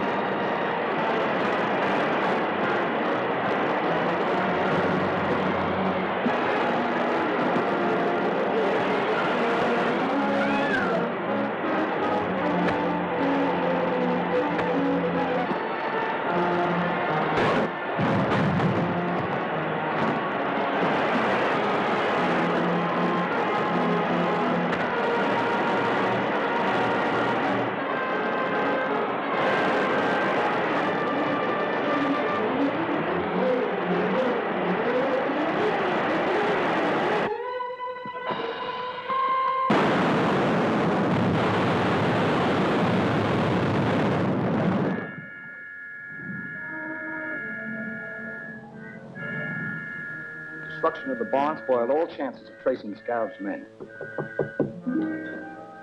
Oh, Gail? Have you gentlemen seen this?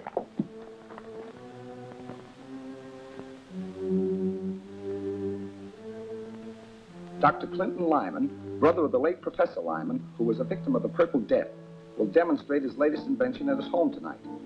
It is said that this device will restore life to plants and animals within certain limits of time. Witnessing the demonstration will be Lyman's fellow members of the Mayenne Explorers Club. Why, that's dynamite. The Scarab's attacks have been made only on members of that club, and now they're publicizing a meeting like that. Looks like they're asking the Scarab to wipe them out. Get me Dr. Clinton Lyman's home, please.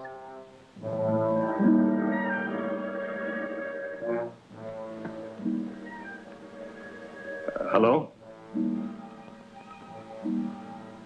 Oh, I never intended that to get into the papers. I simply mentioned it at a private luncheon at my club. I advise you to cancel tonight's demonstration. Oh, no, that's impossible. And you're only inviting disaster for yourself and your associates. No, I don't really think so. If it would relieve your mind, why not attend my demonstration? Thanks, I will. I'll be there with my assistant, Miss Richards. These scientists don't seem to realize their danger from the Scarab.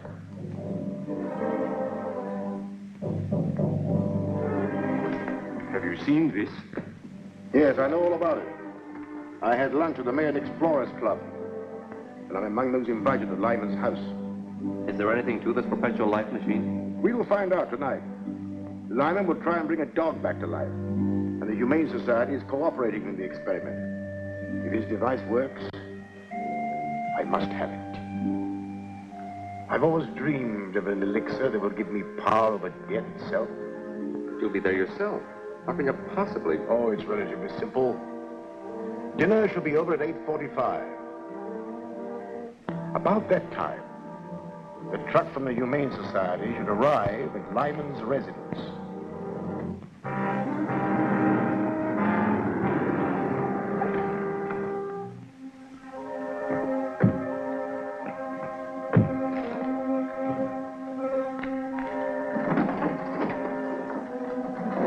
Remember, don't do a thing until you're sure the demonstration's a success. Right.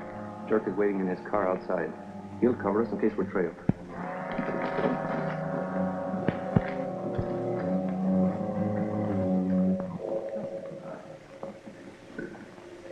What beautiful roses. This morning they were withered and dead, and my machine restored them to life. Ma! Can the machine be used to restore human life? I've never tried it, but I'm convinced it will. That must be the men from the Humane Society. Excuse me.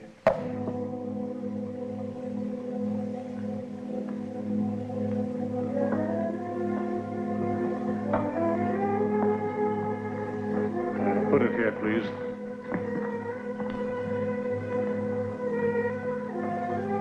Now, if you'll wait in the anteroom.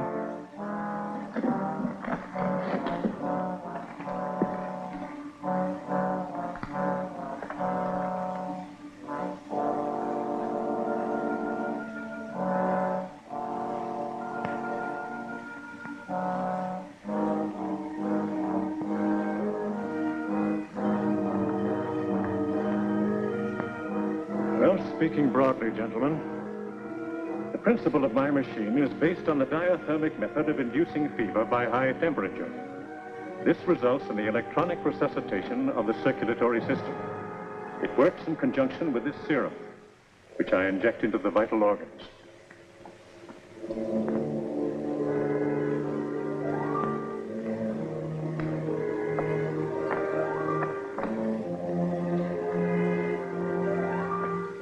Of course, if the subject has been dead too long, I cannot expect success.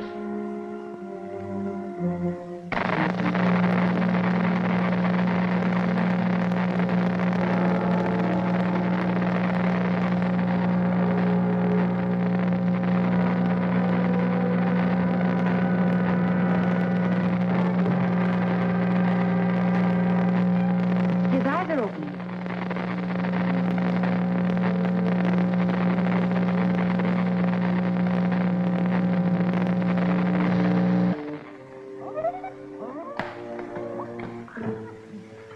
Gentlemen, I believe the experiment is a success. Wonderful, a miracle. Congratulations, Doctor, on your great contribution to science. Thank you. Here, doggy. I'll get him.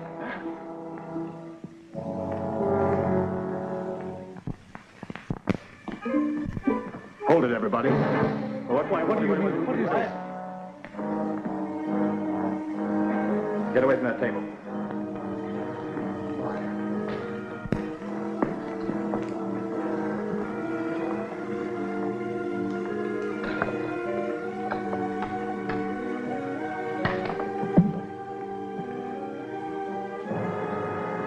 Keep him covered till I get back to help you with Lyman. Get over against that wall.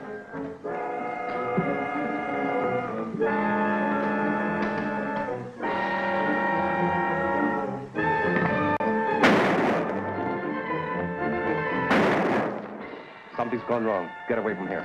I'll pick up Dirk and we'll take care of Lyman.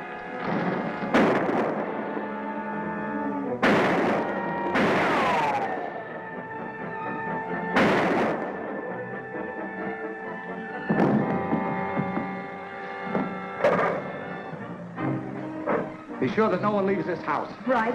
What is the meaning of all this? I don't know.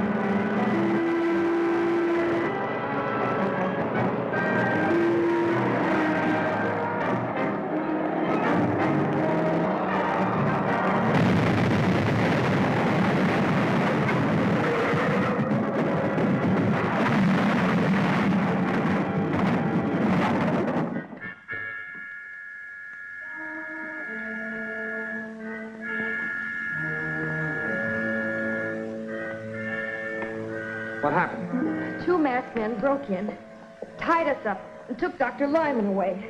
Dr. Melder was hurt trying to resist them. Tore the mask off one man. It was Matson. I didn't see the other man's face, but if I ever see him again, I'll know him.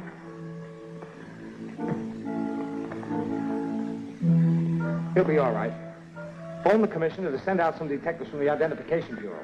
They might be able to identify that man I shot and give us a clue to the Scarab.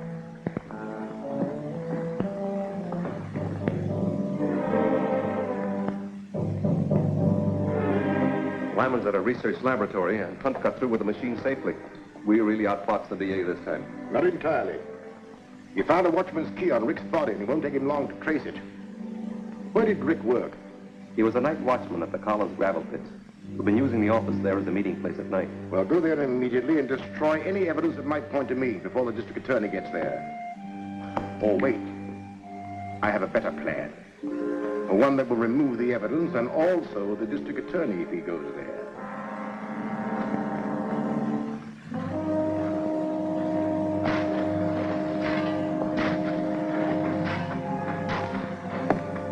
Take the plunger off about 200 yards. And be sure you keep the wire out of sight. And pick a spot where we can see the shack clearly. We want to see who goes into it before we blow it up.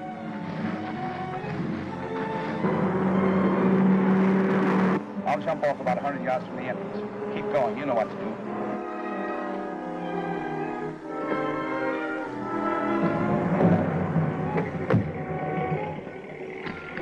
I heard a car pull up outside.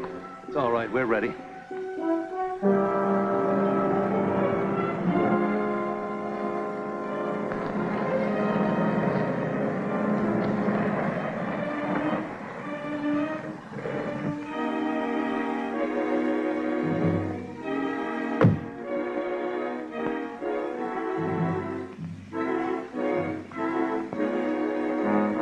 Girl. Yeah, she's the one who works with Captain America.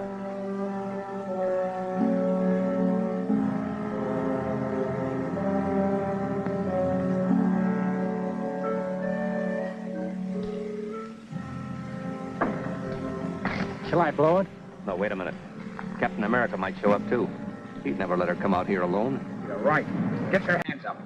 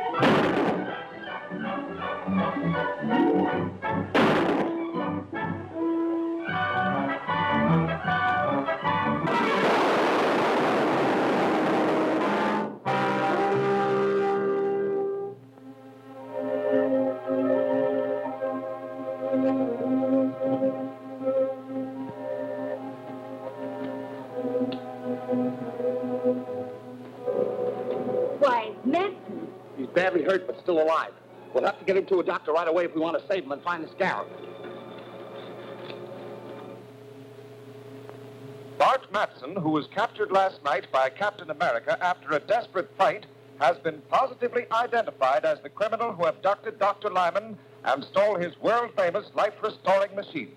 Fatally injured in the battle, Matson is now in the home sanitarium on the verge of death. Attending physicians hope that he may revive sufficiently to speak. If he does, the district attorney is anxious to question him about that master criminal, the Scarab. Matson won't talk even if he is dying. I know that, but he's our most valuable man. If he dies, we'll have to change all our plans. No, we won't. As a matter of fact, I plan to get his body before it reaches the morgue. But Matson's dead body can be of no use to us. No. But restored to life it can. I'll make arrangements to recover the body. And when we do, I'll force Dr. Lyman to perform an experiment that will amaze even the district attorney. What's the latest on Matson? He's getting worse. The doctors have lost all hope of saving him. Oh, yes, Commissioner. Dr. Black just phoned me from the sanitarium. Matson is dead. I've ordered the guards removed, and the county morgue will pick up the body. Well, that's unfortunate. Matson's death robs us of the best lead we ever had to the Scarab. But the search must go on for Dr. Lyman.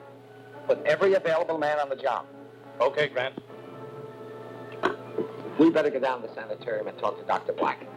It's just possible that Matson made some delirious remark, which may help us locate Dr. Lyman.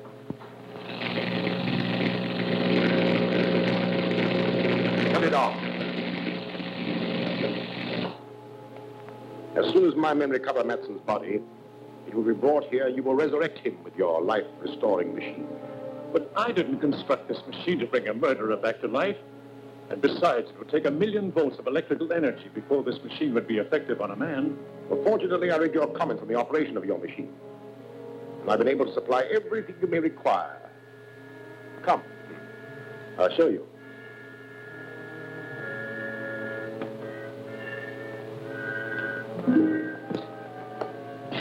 Open up the panel.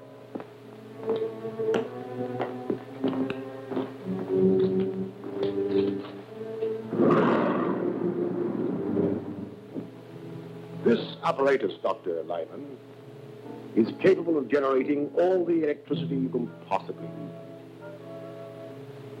Set the control for 1,000,000 volts. Throw the generator switch.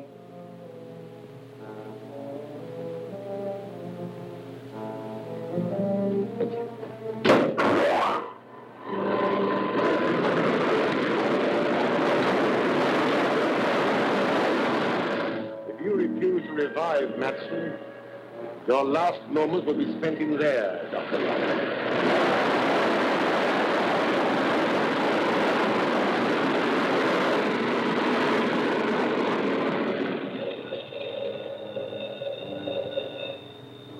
Yes?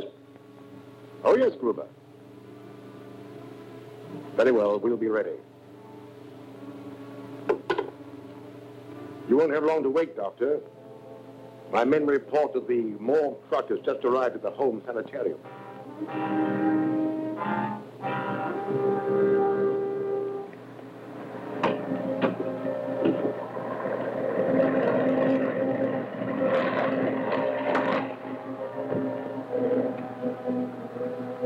Hiya, Chief.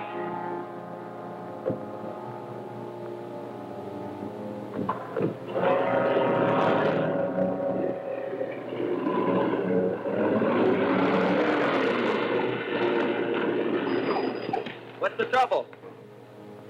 Get out. Open up the truck.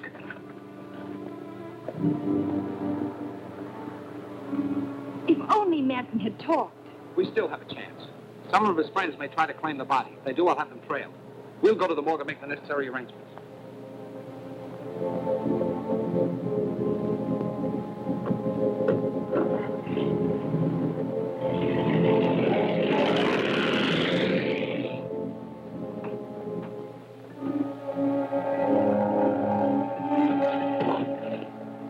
All right, you two. Start walking and don't look back.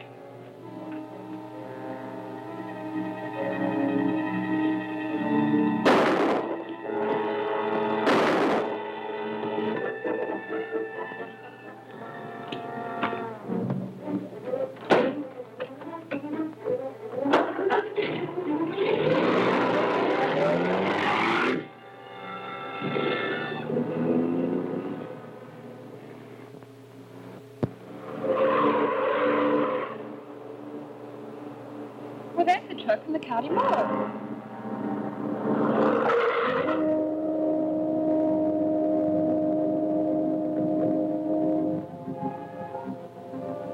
Look out! Don't step there. Something written on the ground. 1Z7744. That must be the license number of the killer's car. This man must have written it before he died. I'll have Davis check on that.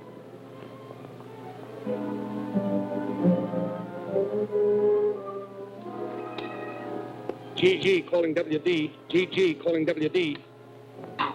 Come in, GG. The morgue wagon was hijacked. An automobile with the license number 1D7744 may be involved.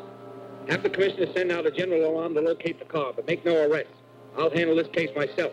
I'm on my way back to the office now. Okay, Chief. I just want to verify this number. 1D7744.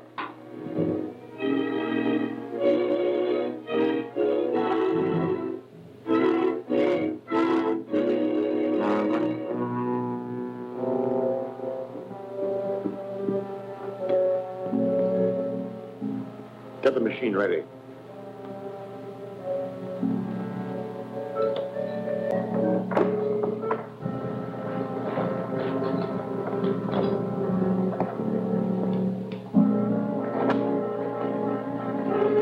If Madsen does not revive Dr. Lyman, your body will be used in the next experiment.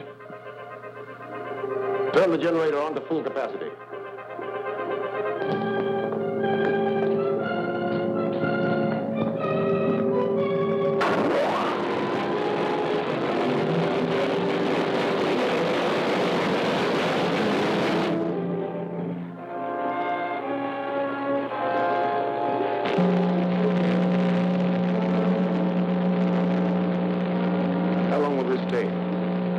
Well, it'll be some time before I'll know. This man has been dead for hours. The commissioner just phoned. That car belongs to the Electronic Researchers Limited. They've located it in front of the terminal building where that company has its office and shop. Fine. That's all I want to know.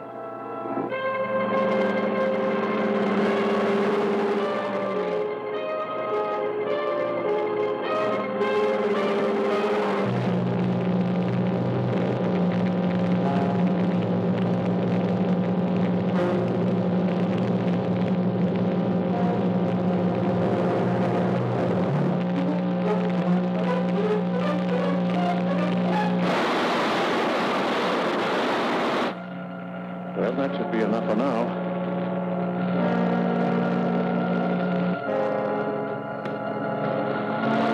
Come off the generator.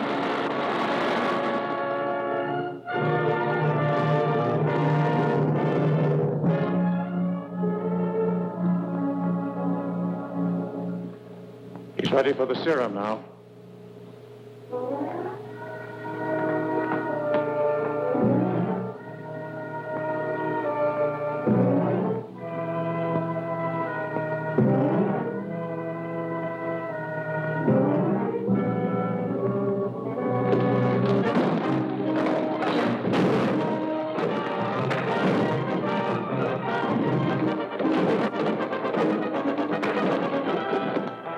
Captain America. How much longer will it take it to revive? Well, only a few seconds. But I hope by that time Captain America will have captured both of you.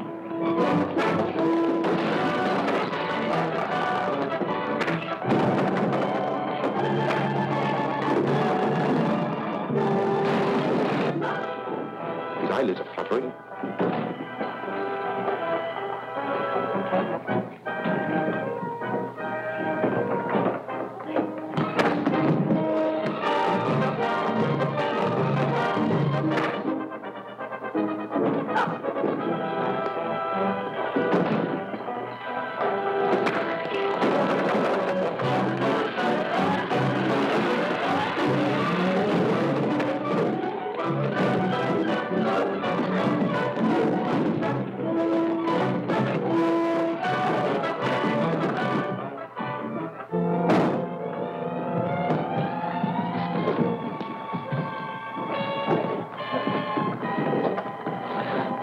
Get out of the window, Matson.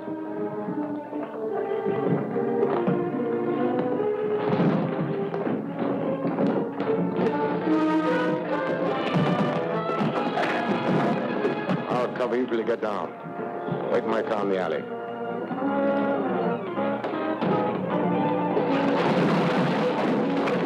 Pick up the machine and follow him.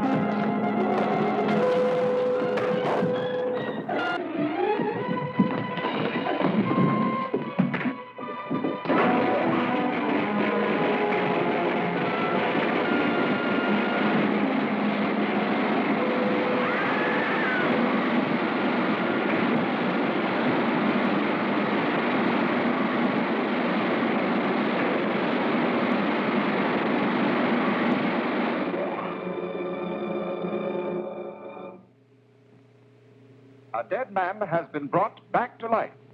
This astonishing news came from the district attorney's office today when it was announced here that Bart Matson, the notorious Scarab henchman who died yesterday, was resurrected by Dr. Lyman's life-restoring machine. While there are no known witnesses to the actual operation, Matson was seen escaping from an electrical laboratory in which the body of Dr. Lyman was found in the midst of the wreckage of his machine. You should be thankful, Matson. You're the only authentic case of modern times of a man who has returned from the dead. I owe you a lot for that. Too bad Lyman smashed the machine. Yes, it's unfortunate. However, we've destroyed another enemy. Don't forget that Captain America turned Dirk over to the police. They'll slap a murder charge on him. Oh, I don't think so. The only witness is Captain America, and he can't testify without revealing his identity. If he does that, we should be compensated for the risk we are taking. Dirk might talk. They put the screws on. No. I'm taking all precautions. Our lawyer has gone to see him. He'll warn Dirk to keep silent.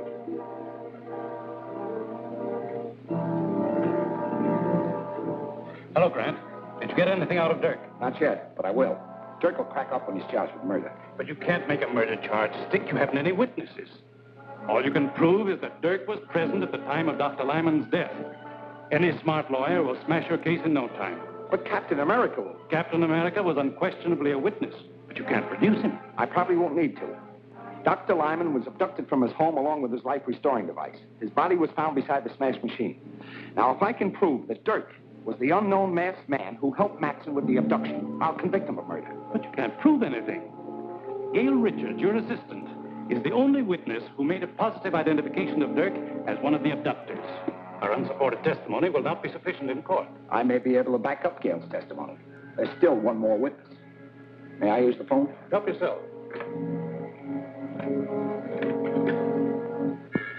Get me Dr. Malder at the Drummond Museum.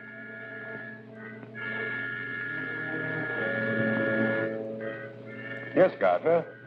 Is there something I can do for you? I hope so. We have a prisoner here who we believe is one of Lyman's murderers. Now, we'll have a case against him if you can testify that he was one of Lyman's abductors. But he was masked. I only saw the man that Miss Richards called Matson. I understand that. But we'll put a mask on the prisoner, and there may be something, some gesture or some mannerism that you may recognize. At any rate, it's worth a trial. Now, could you arrange to be in my office at 2 o'clock this afternoon? Of course. And I hope you have the right man.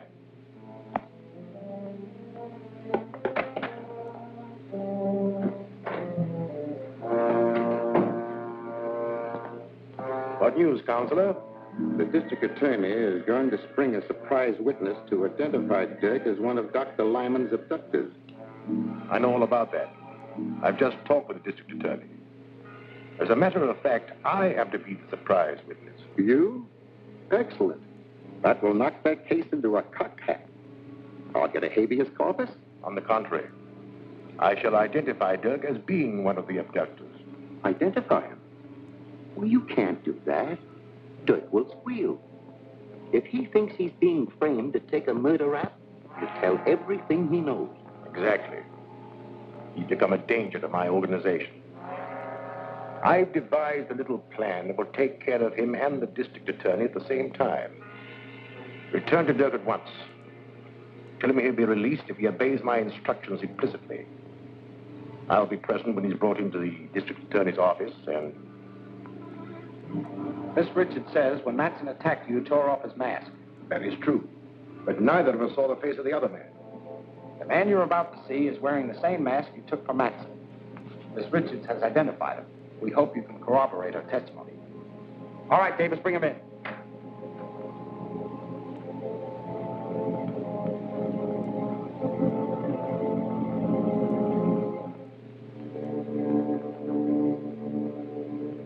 No, I'm sure this is not the one. Quite right, Doctor. This man is one of my operatives. Bring in the next one, Walt. You understand, Doctor, we've got to be absolutely sure. We don't want your judgment influenced by your friendship for Lyman. Of course. My opinion will be without prejudice, I assure you.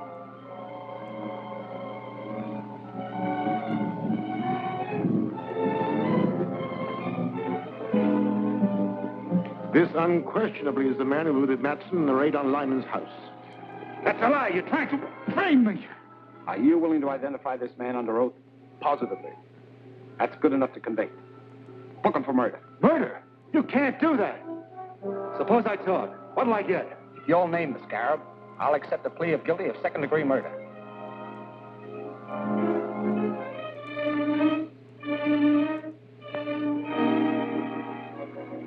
All right. Scarab was Doc Lyman himself. Oh, that's preposterous. The man's crazy. Lyman was a soul of honor. He might just as well accuse me of being the Scarab. That trick won't work. You can't save your neck by accusing a dead man. It's true. Lyman was using his machine to bring Matson back to life. Why did Matson kill him? How can I tell what a man will do who's just been resurrected from the dead? We'll have to have more evidence than just your word. I can prove it, but I won't talk before this guy, whoever he is. All right. If you'll excuse us, Doctor, and thanks for your help. Glad to give it. Glad.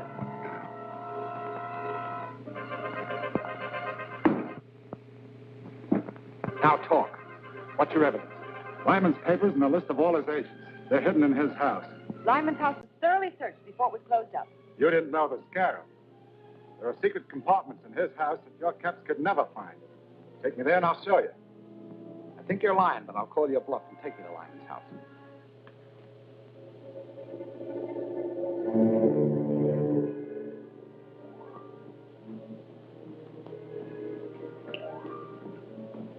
See that you don't fail this time. Dirk has served his purpose and is of no further use to us. He and Gardner must be destroyed. Leave it to me. I'll drop them the minute they come through the door. Not quite so quickly. Before they die, let them know that theirs is the fate of all who attempt to thwart the Scarab.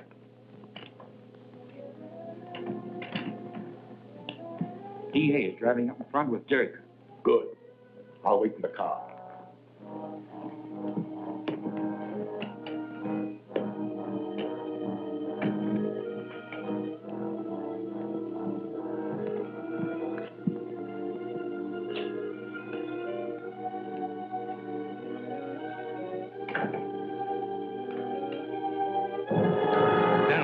Gardner. Good work, Matson. I knew the Scarab wouldn't let me down. Quiet, you double-crosser. When you threatened to squeal, you signed your own death warrant. As for you, Mr. DA, you're finally going to pay the penalty for interfering with the Scarab.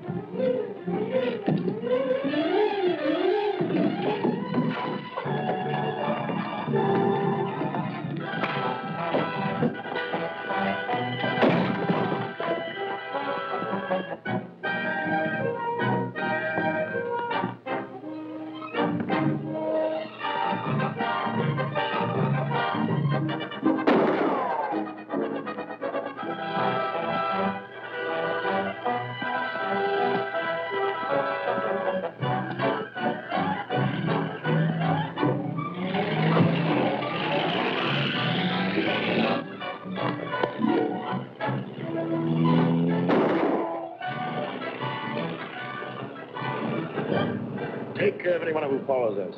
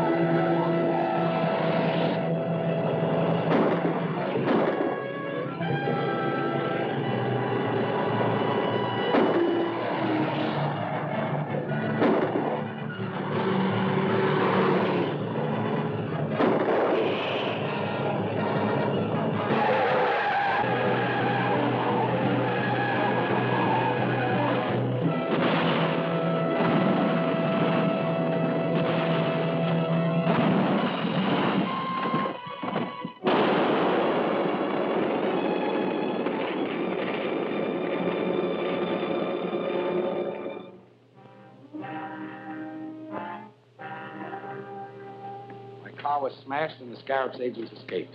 G.F. Hillman, the railroad president's on the phone, Chief. He's calling by a radio phone from his private car on the Westland Limited. Hillman? Wasn't he one of the principal backers of the Mayan expedition? That's right. I'll take the call here.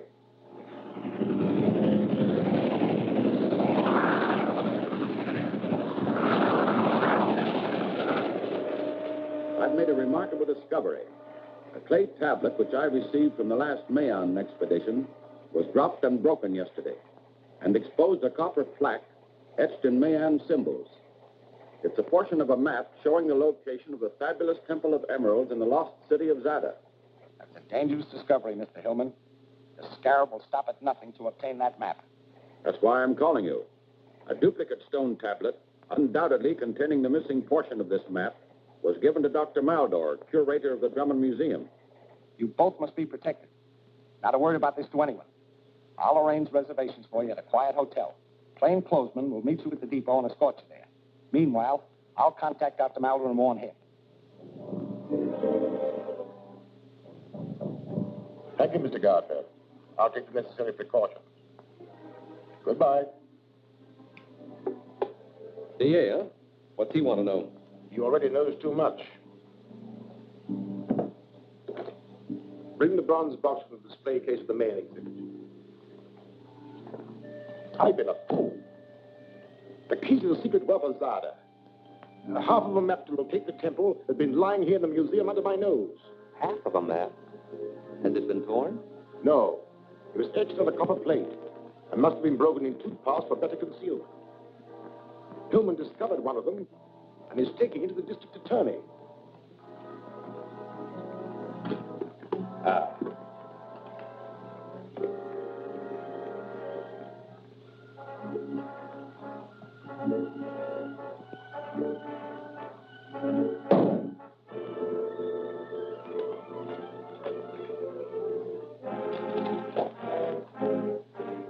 That's it, all right. It's worthless without Hillman's half. Of course. But I can overcome that difficulty. I shall discover Hillman's whereabouts through my good friend, District Attorney Gardner. Come in. Dr. Maldor, you should have come here without proper police escort. I warned you.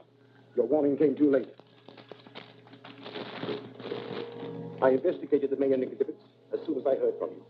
This case has been opened and looted. It contained the tablet referred to by Hillman. Any indication how the thief got in? Not a sign. Who has handled this case? Only as my assistant, Gruber, and myself. Well, have a seat, Doctor. I'll have Davis check this completely for me.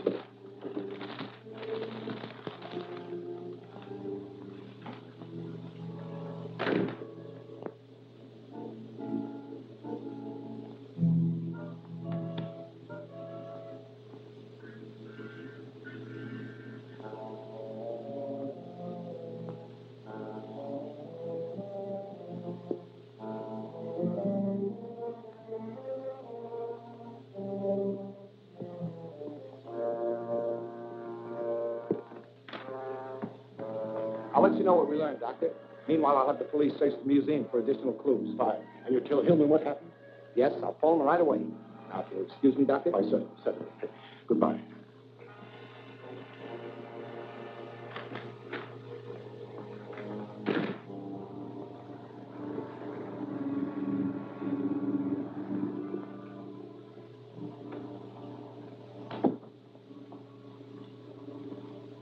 Have you forgotten we're dining with Mr. Hillman? I'll be with you in a minute.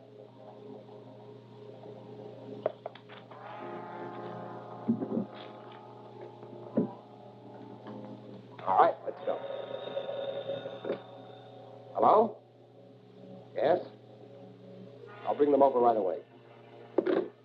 Commissioner, he's just received the police report on the museum robbery and wants all confidential files brought to him immediately.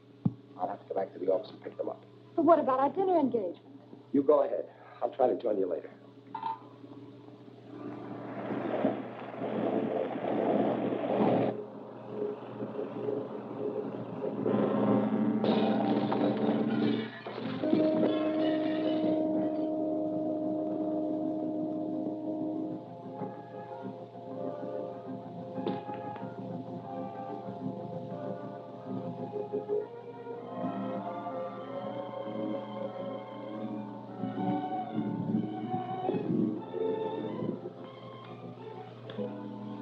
know what we learned, Doctor.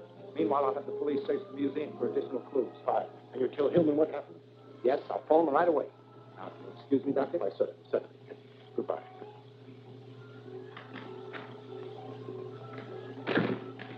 Get me Mr. Hillman, Hotel Metropole, Suite 504.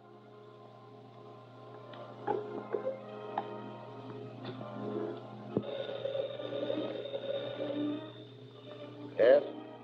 Here's your information. Metropole Hotel, Suite 504.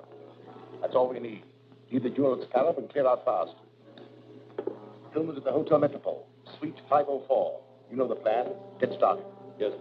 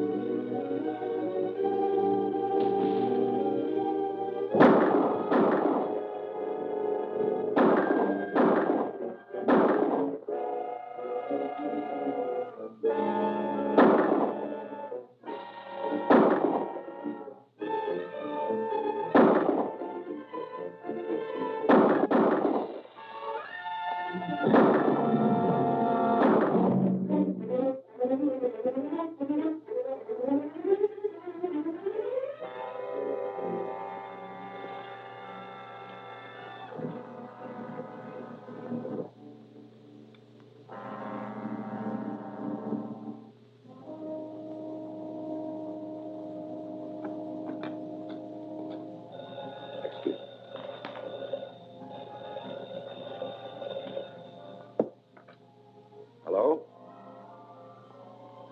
Certainly. Mr. Gardner wants you. Thank you. Clancy speaking. One of the Scarab's men just broke into my office. I don't know what he was after, but it probably means they're trying desperately to find Hillman. So be especially careful. I'm coming right over.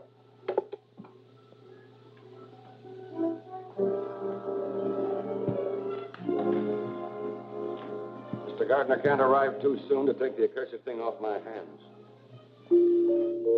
That's probably the waiter. Better play safe and hide that thing.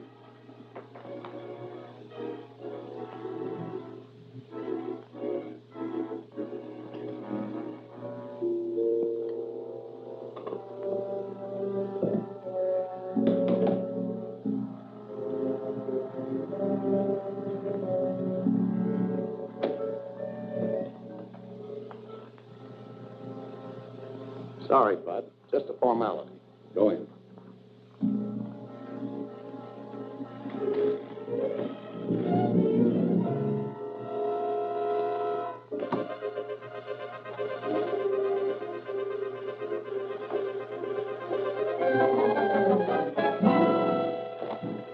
What's the meaning of this? One peep out of any of you, and it'll be your last. Get over here. Turn around.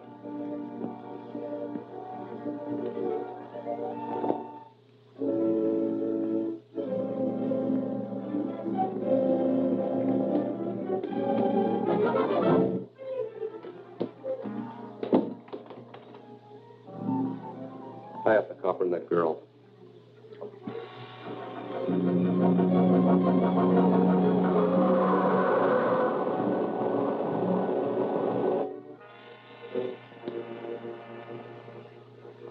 Put them in the closet.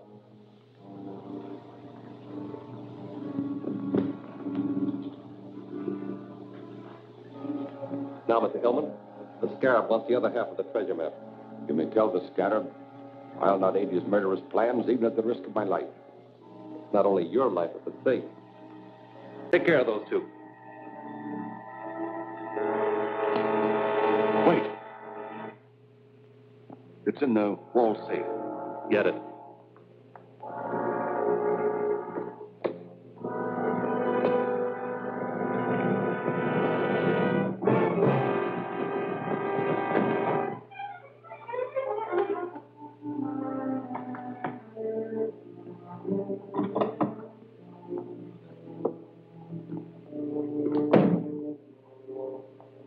Watch him. If he tries any tricks, let him have it.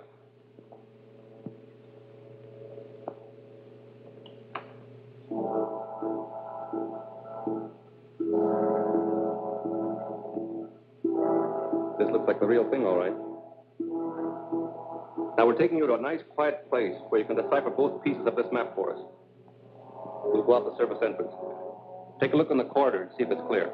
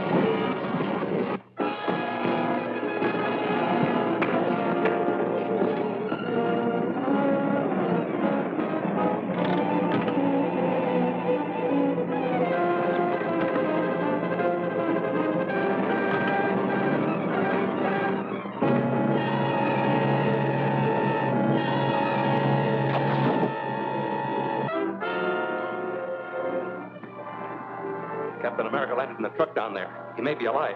We'd better clear out before he raises an alarm. We've got to take Hillman with us.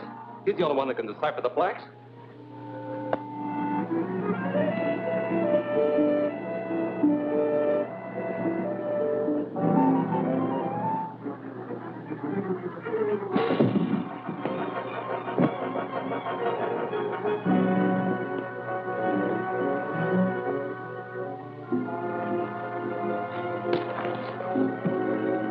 You're coming with us. If anyone tries to stop us, you'll be the first to get it.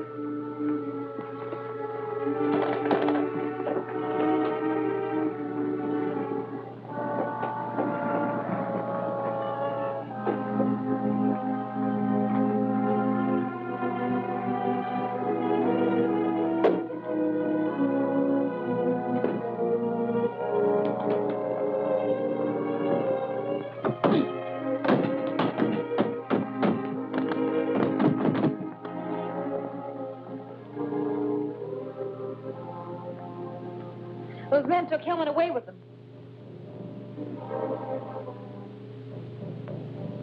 Captain America tried to trail us, but we lost him. So Hillman is resting comfortably at the farm. He'll be in shape to talk by morning. I wonder how Captain America found out we were at Hillman's hotel. I think I know. One of my agents reported that the man we sent to the district attorney's office for the electro recorder was killed. His body is in the morgue. Then the DA must have the electro recorder with your voice on it. The sound was recorded on a magnetic wire.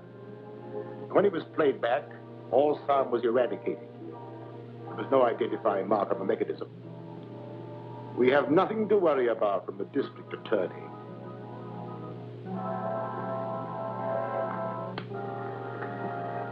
The man I found here must have thrown this out the window. I picked it up in the street below. Seems to be a recording device of some kind.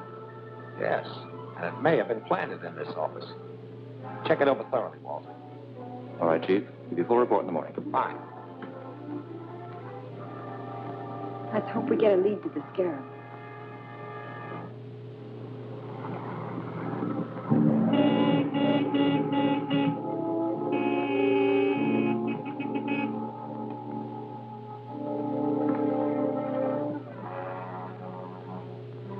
It's Matson, and the Scarab is with him.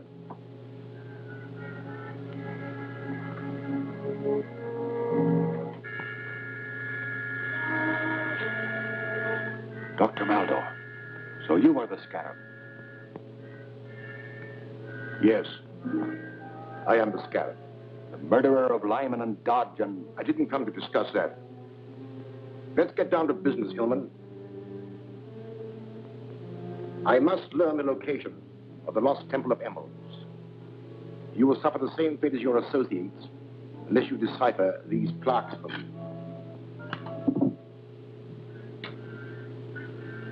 I won't do it. You'll never get your criminal hand to that fabulous wealth. You're very headstrong. But there are ways of making you talk. Tie him up to that chandelier.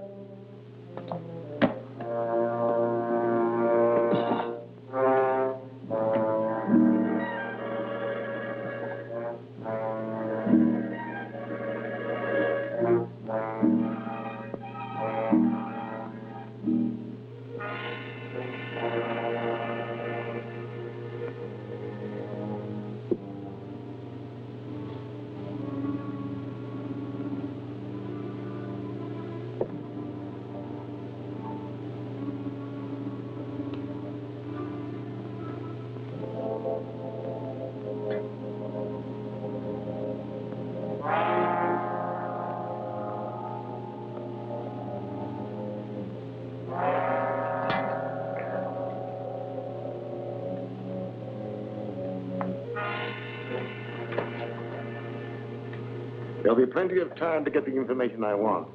There'll be no interruption from Captain America or the district attorney now.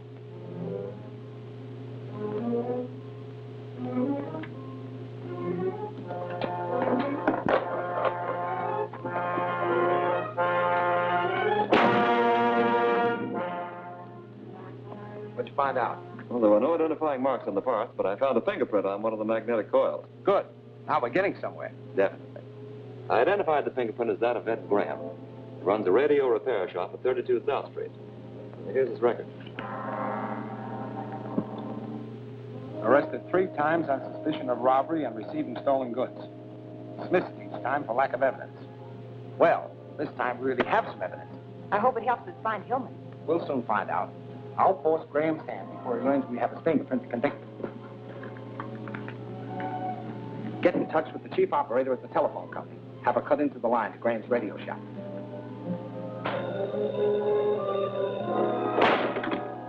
Hello? Just a minute. I'll talk. Cut him down. Graham's on the phone.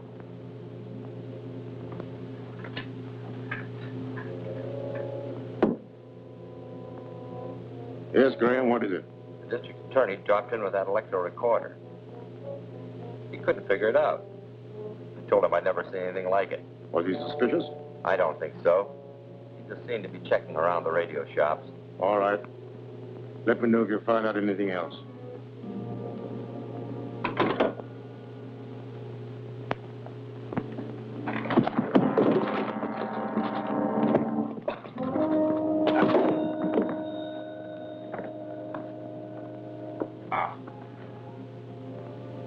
You may have fractured his skull. Your stupidity will delay my learning the secret of those plaques. Stretch him out the couch, boys. Get my hat and coat. We're going back to town.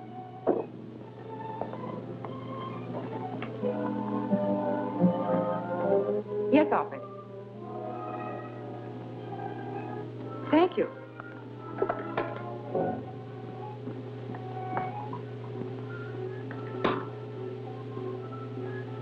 Calling Grant Gardner. Calling Grant Gardner. Yes, Gail, come in. The chief operator reports that Graham just made a phone call to the old Watson farm off Riverside Lane. Was Hillman's name mentioned? No. He only talked about your checking on that recording device. Fine. I'll reopen negotiations with Mr. Graham.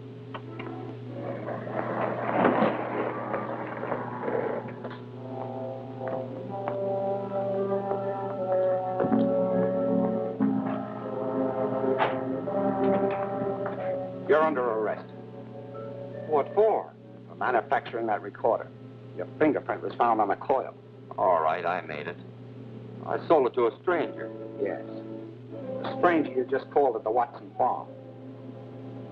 How'd you find out? Never mind that. You better talk and talk fast. Is Hillman at that farm? Get around behind here.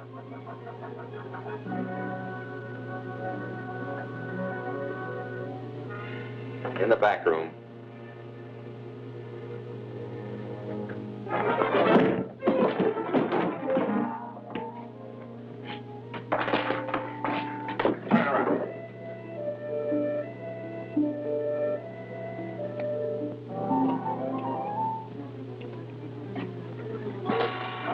That'll hold you for a while. I'm going to investigate that farm.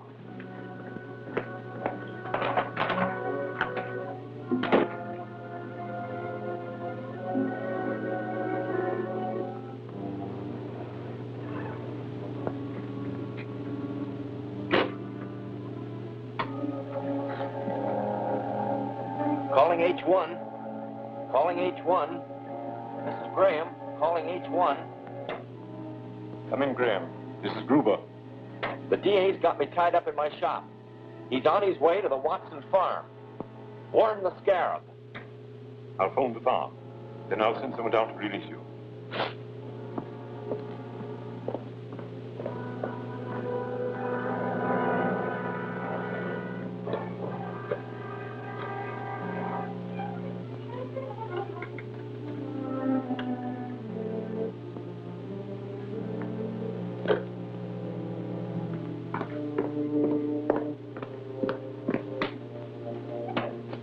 Calling MA. Calling MA. Calling MA. This is Gruber. Come in. What's the trouble? The DA got the goods on Graham. He's on his way to the farm right now. Tried to phone him there, but no one answered. Shall I try again? It's no use. The phone's out of order. There's no way to warn them. Can you beat the DA to the farm? No, it's impossible. Call my pilot. Tell him to have the plane ready to take off. Instruct him to load the bomb rack. Hillman knows that I'm the Scarab. He's never lived to talk. We've got to fly there and bomb the house. Yes, sir.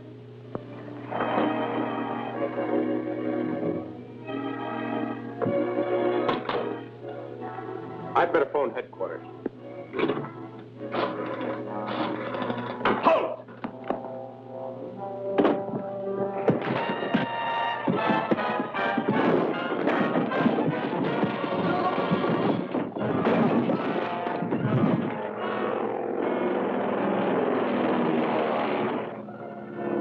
We're coming to the house now.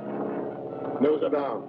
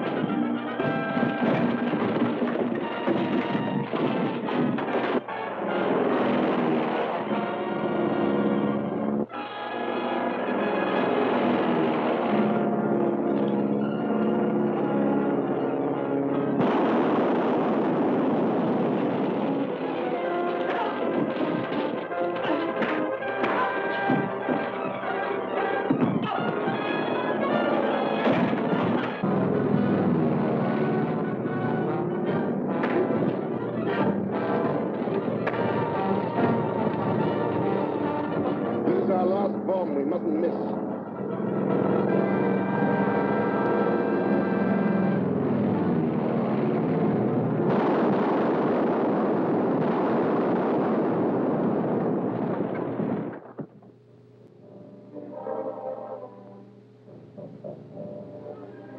G.F. Hillman, wealthy railroad president, was rescued today by Captain America from the Scarab's agents, who bombed a farmhouse where he was being held prisoner. Suffering from a brain injury, he was rushed to a hospital, the name of which the district attorney refuses to divulge, saying it will be kept a secret to protect Hillman. If Hillman does regain consciousness, you'll tell them that you are the Scarab. He must be killed before he can talk. How? Only the DA and Captain America know where he is. It is obvious that the district attorney and Captain America are the same man. When Graham phoned from the radio shop, he said that the district attorney was on his way to the Watson farm. Yet Captain America was the one who reached there. That doesn't locate Hillman for us. Gail Richards will. How is he? Bad shape. I wired for a famous brain surgeon. He was just starting off on a hunting trip when his office caught him. He's driving back and should be here by 5 o'clock. Here's their reply. He says he's coming here to the office. Yes. I couldn't take a chance to let anyone know which hospital Hillman is in. When the doctor arrives, I'll drive him there. In the meantime, you go to the hospital, stay right beside Hillman. In the event that he regains consciousness, try and get a statement, even for a moment. Understand? Right.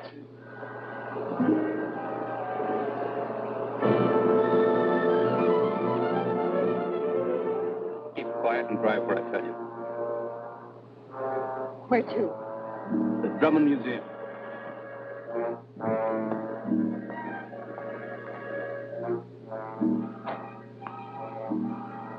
It's good to see you, Miss Richards. Be seated. Dr. Melder, why was I brought here? Perhaps this will explain. It explains a lot. You're the Scarab. Yes. It's your misfortune that I had to let you know. But I need some information. Sit down.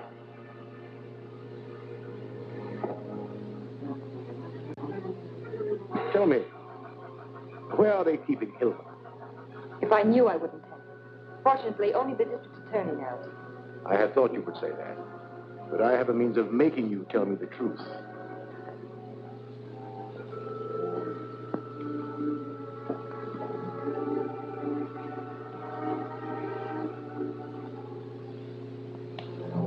This contains an extract brewed from a jungle flower, which is a very efficient truth serum.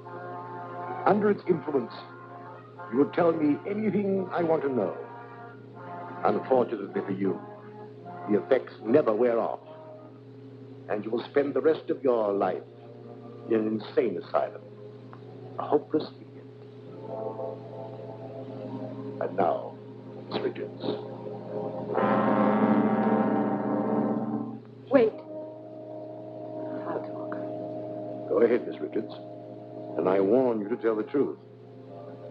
I don't know which hospital Mr. Hillman is in, but the district attorney has wired for a brain surgeon who is driving here in his car. He will arrive at the office at 5 o'clock. From there, he's to be taken to the hospital. What is the surgeon's name? Dr. Rodlam Barracks. Spell it. Rodlam-Barracs.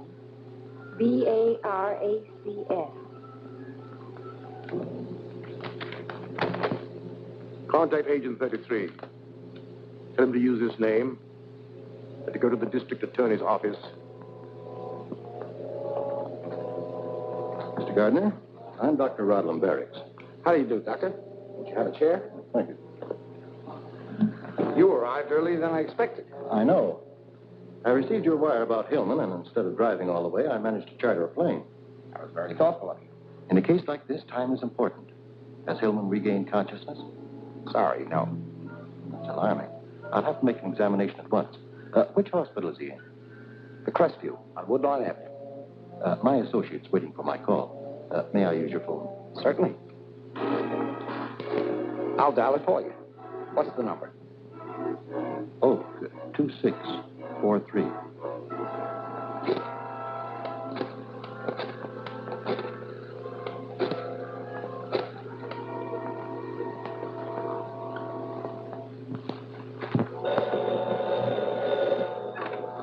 Hello? Get my surgical kit and meet me at the Crestview Hospital on Woodlawn Avenue. Understand? Got it. I'll take care of everything. The men are waiting downstairs. One will meet you in the lobby of the hospital in case of trouble. The other will wait in the getaway car. I'll be here when you get back. Very well. I'll start at once. I'm sorry I can't go with you, Doctor, but I have some work to do.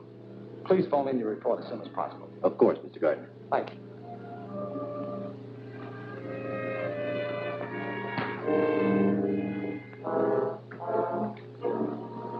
What's up? That man's an imposter. Only Gail and I knew I'm expecting a brain surgeon, and the man I wired for is Dr. George Thomas. Then Gail is in trouble. Exactly. But there's a chance to find her. I gave him the name of the wrong hospital. I want you to phone the commissioner. Ask him to send a raiding party to the Crestview Hospital and pick up Dr. Rodlam Barracks and whoever's with him.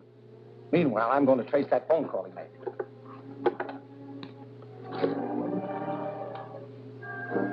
This is the district attorney. I want the address of Oak 2643. Who's there? The district attorney. Open up.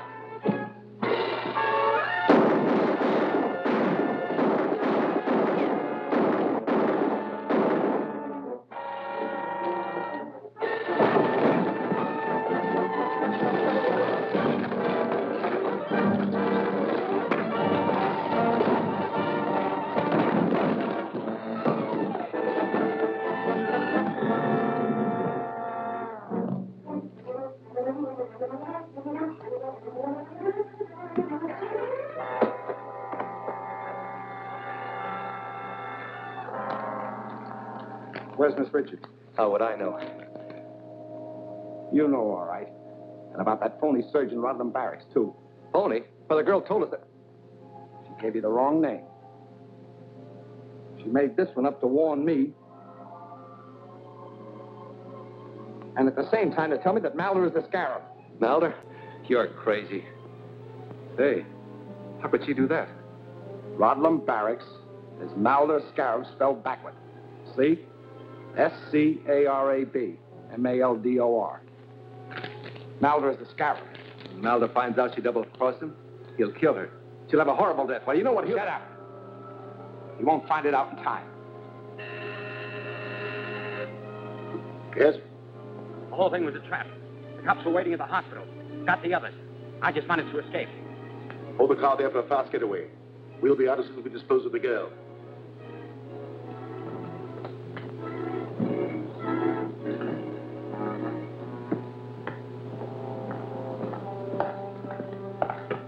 So you lied to me. No one can do that and live. This looks 1,000 years old. But it isn't. A week ago, he was a living, breathing man. But he disobeyed my orders. He was placed in this case. In a short time, he became the withered mummy that you see before you. And you'll be just like that in a few minutes. Gruber.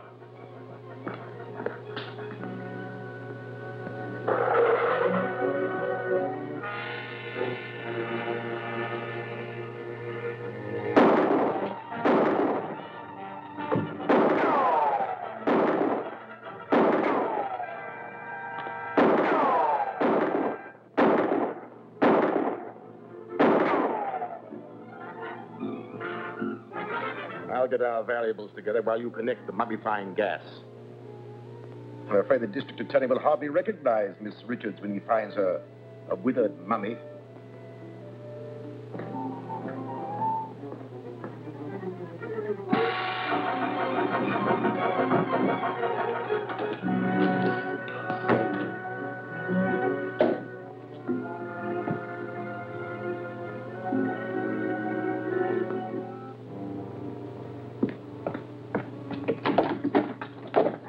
Leaving, Mr. Scarab?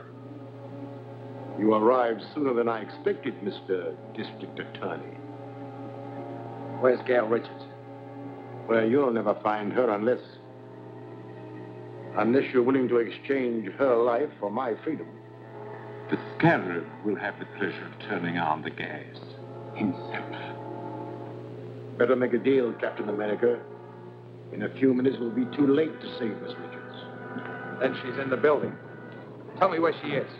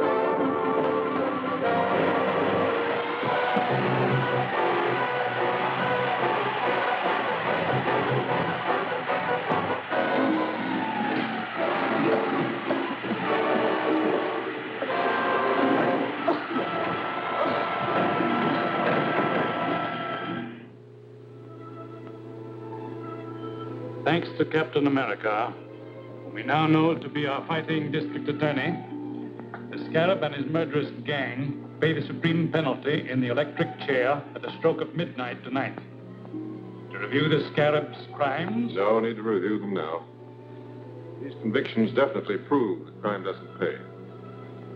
I want to say that the people of this city owe a great deal to you, Mr. District Attorney, Captain America. Thank you. But we owe a great deal more to Gail. Her cleverness tipped me off to the Scarab's identity. But Captain America arrived in time to capture the Scarab. It's midnight.